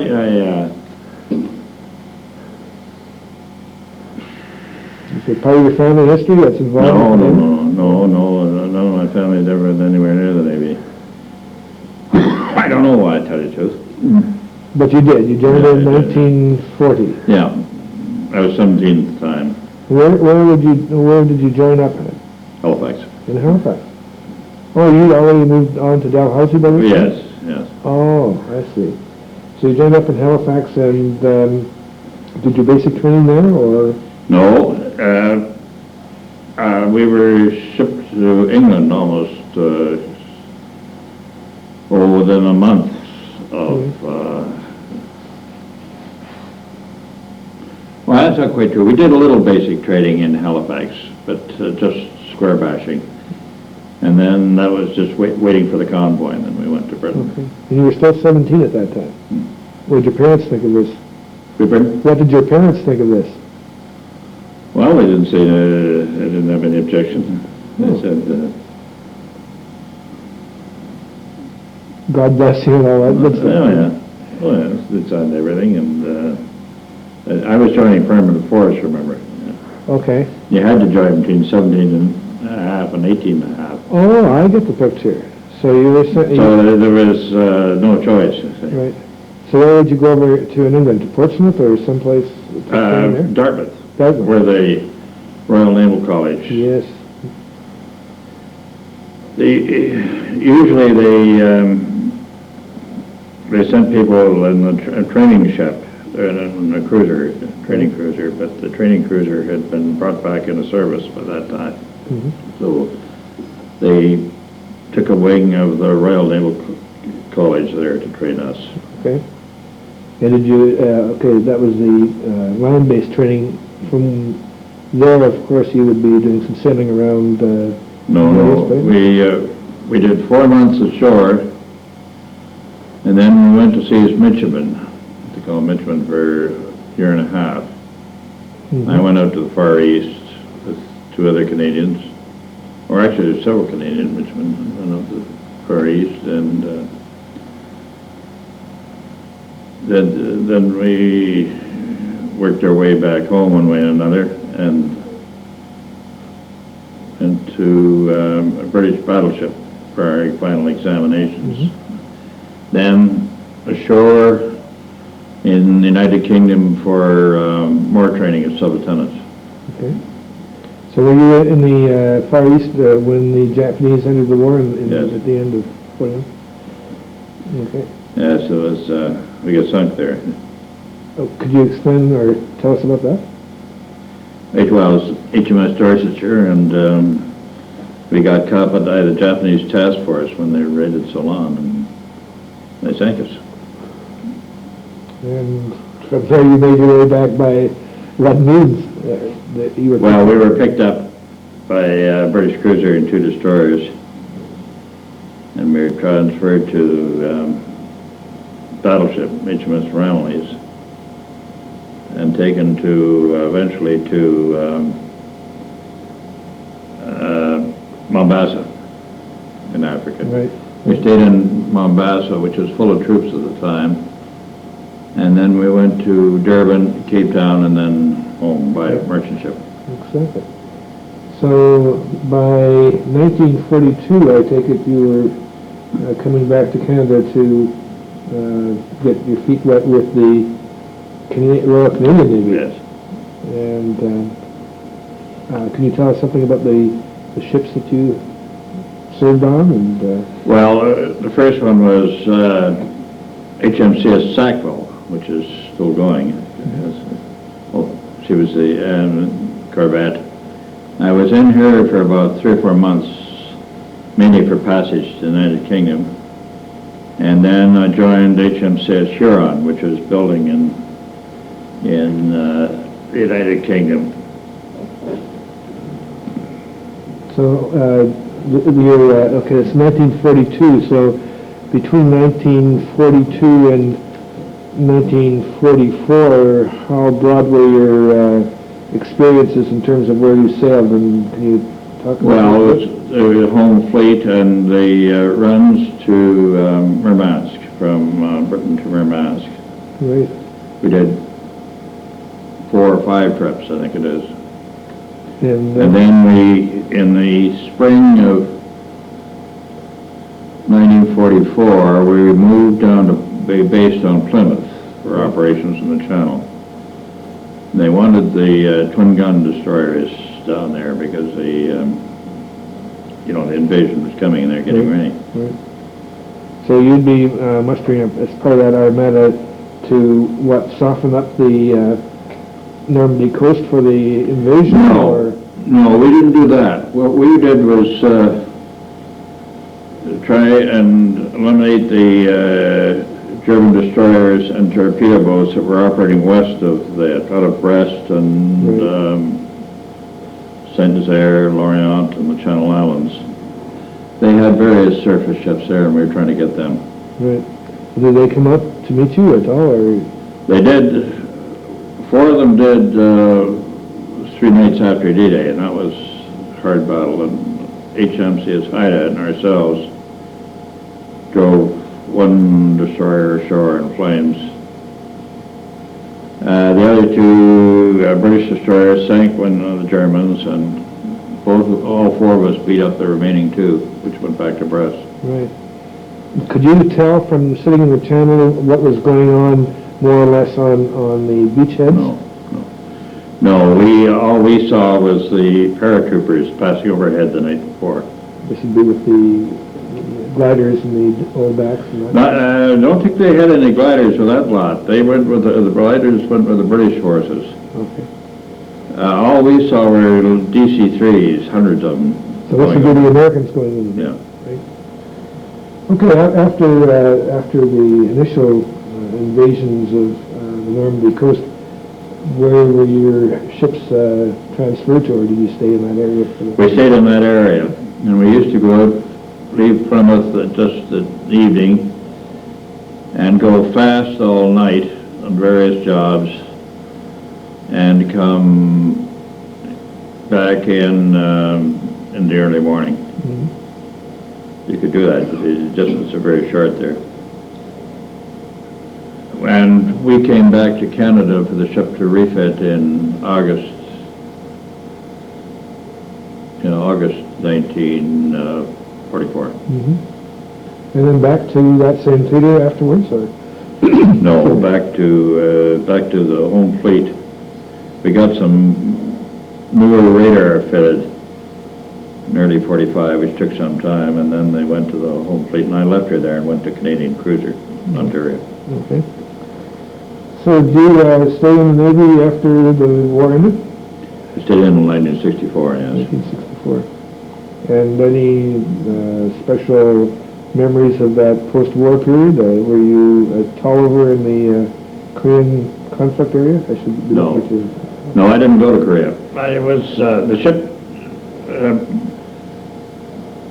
I commanded the same ship, HMCS Huron, that post-war period for a while.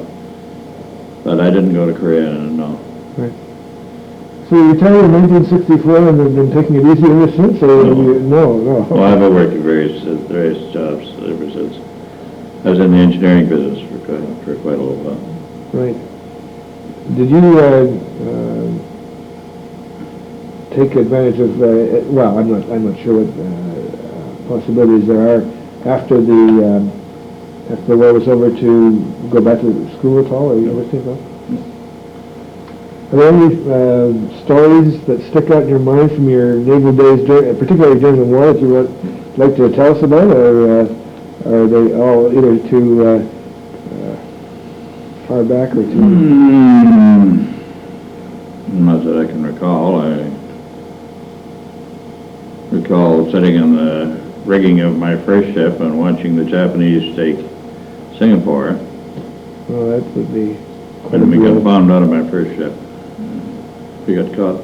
We were the last warship to leave Singapore, and we got caught by the Japanese bombers on the way out and beaten up a bit.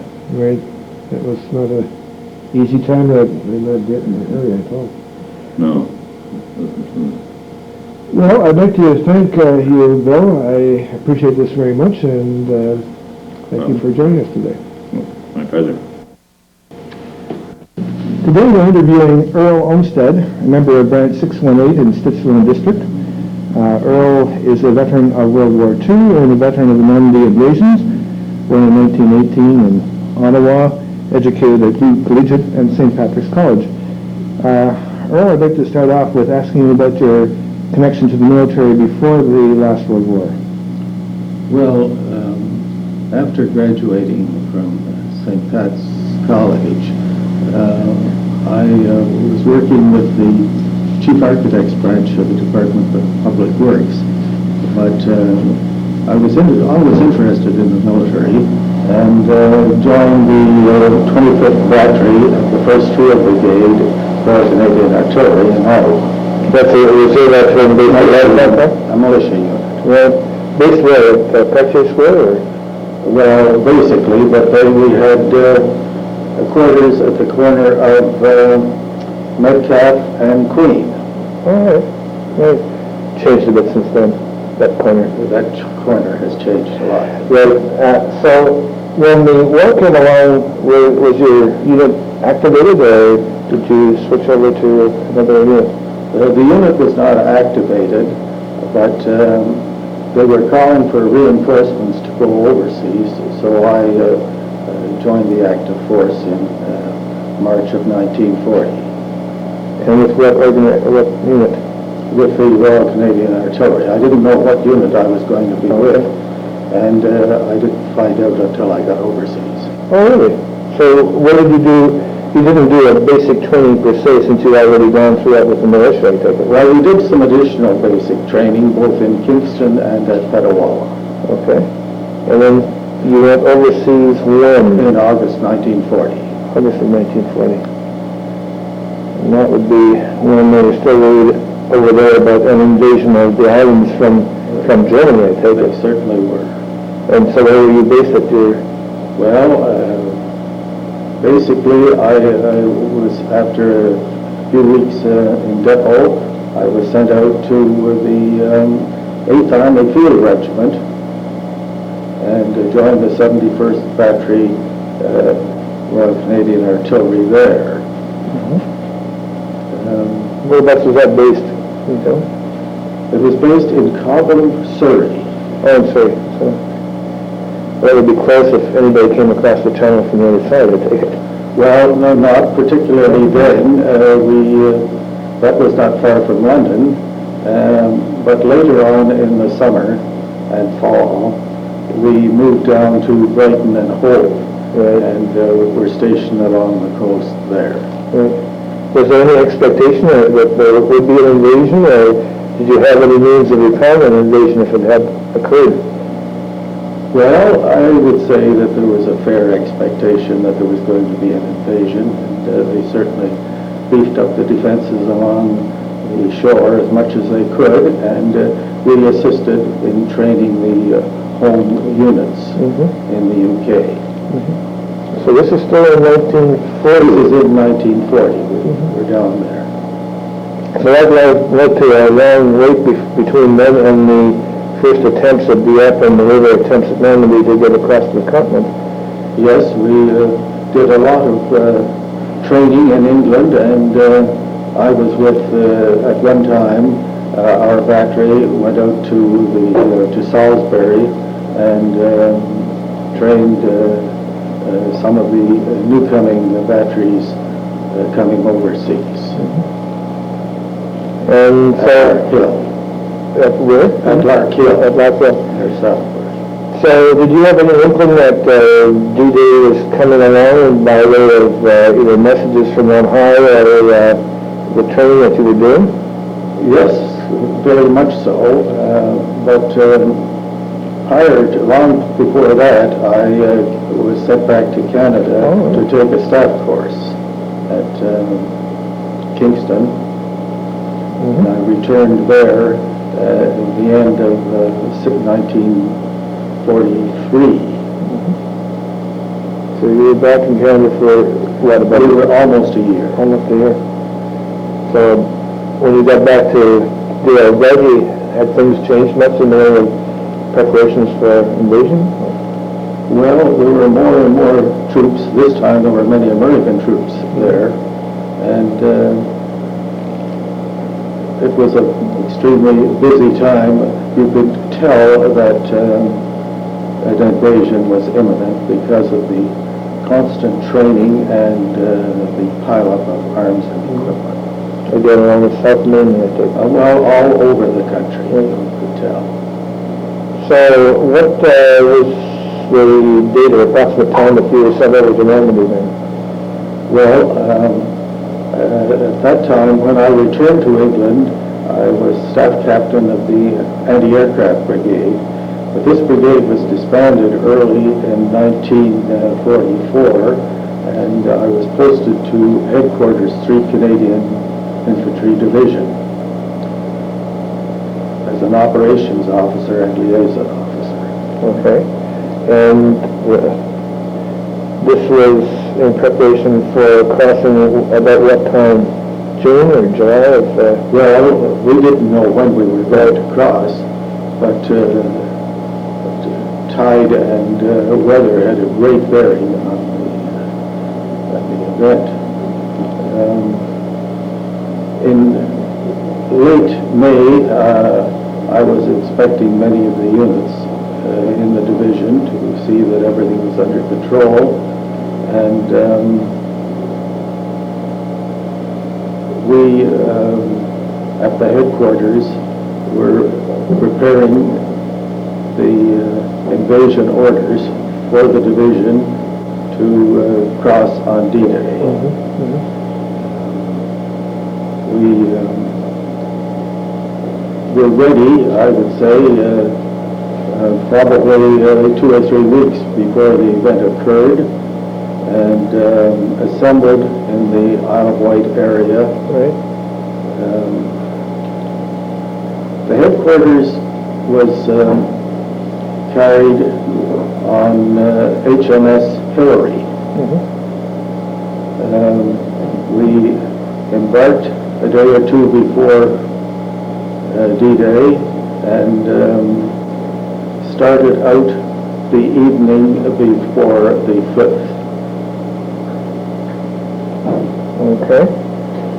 And how was the crossing? I take it the weather was still pretty miserable at this particular time. Crossing was miserable, but not too bad in the ship. The HMS Hillary was a ship of 10,000 tons, and it had been used in the invasion in Italy. We crossed during the night, and at first dawn you could see ships in every direction assembling near the coast of Normandy. Okay, this is the Mariner 6 then was the big battleships pounding the coast, I take it? That's right. Air support or? Yes, there was continuous air support the entire time. So you then landed subsequent to that observation. What time did you land on the beaches? Well, we were the headquarters was supposed to disembark and get into smaller craft. We were stationed about 7 miles from the shore. Okay. And we were up watching everything going on as far as we could see it. There was just a haze in the distance and a constant battle going on. We had been scheduled to leave the ship about 9:30 or 10, but with the heavy weather and the small craft did not make the crossings as quickly as they could, and having made several trips to the shore and back, I, with a party of about 30, clambered down the ship onto one of these small landing craft and headed for the shore.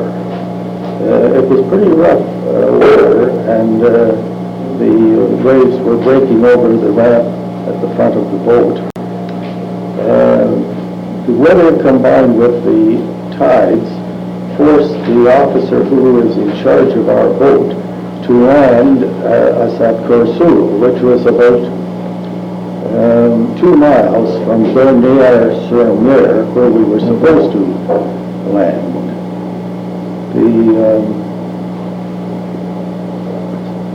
As we approached the shore, with the tide running out, he was afraid his boat might be stranded. So he dropped us about 100 feet from shore in 4 feet of water, and we then headed for the beach. At that time, the beach was still crowded with dead and wounded. There was the odd shell landing on the beach. Aircraft were flying above us. 9/10 of the aircraft were ours, and probably more than that. I only saw 2 or 3 German aircraft during the entire D-Day. I assembled the party for the headquarters.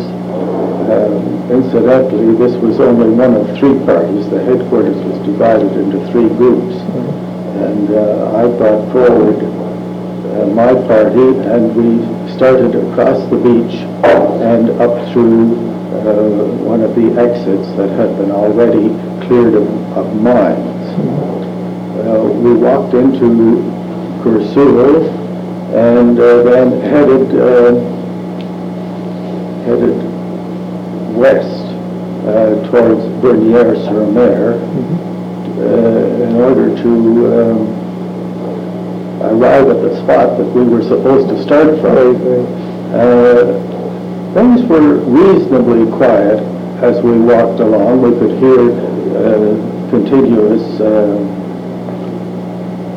rifle fire and the odd shell landing at some distance, but it was much quieter than I expected.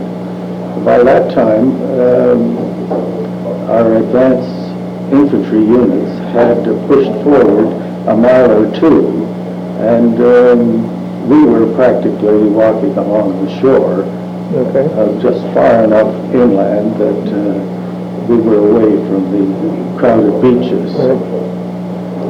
So this was in preparation for your move up towards Town and that area, I take it? Well, at this time, this was still on D-Day. We didn't arrive at Bernières-sur-Mer until middle of the afternoon, and everything was delayed much more than the planning factor. This was because, of course, the bad weather and the terrific congestion on the beaches. It was a very crowded period. I arrived there about maybe 3 o'clock in the afternoon with my party. Already some of the other headquarters group were there, and they had assembled the headquarters and were beginning to conduct their end of the operations. The communications were rather spotty. We had the old 19 sets, and with the combination of weather and noise and everything else, and the fact that we could not talk in clear, everything had to be coded, and a lot of it was sent in Morse. So the communications between the headquarters and the various brigades, at this point in time, 2nd Brigade, were quite far forward, and 8th Brigade was trying to close up behind. It was very difficult for the general to determine exactly where his units were located. And shortly after I arrived at the headquarters, General Keller called me over and said, "Olmsted, get up to 2nd Brigade headquarters and find out what's going on." Now, we had trained in England on Harley-Davidson motorcycles, but on D-Day, a number of famous James motorcycles were brought in. These were motorcycles sort of halfway between a bicycle and a motorcycle.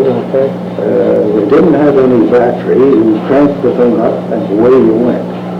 So I called on famous James bike and headed up to where I was given the coordinates of brigade headquarters was thought to be. And when I got there, at that time it was Brigadier Foster, the brigade commander. I told him, "General wants to know what's holding you up. Why aren't you getting further forward?" And he took me to the side of the building where he was, and he said, well, the Germans are behind me on my left, the Germans are behind me on my right, and the Germans that are in front of me, I can't move any further forward or I'm going to be cut off.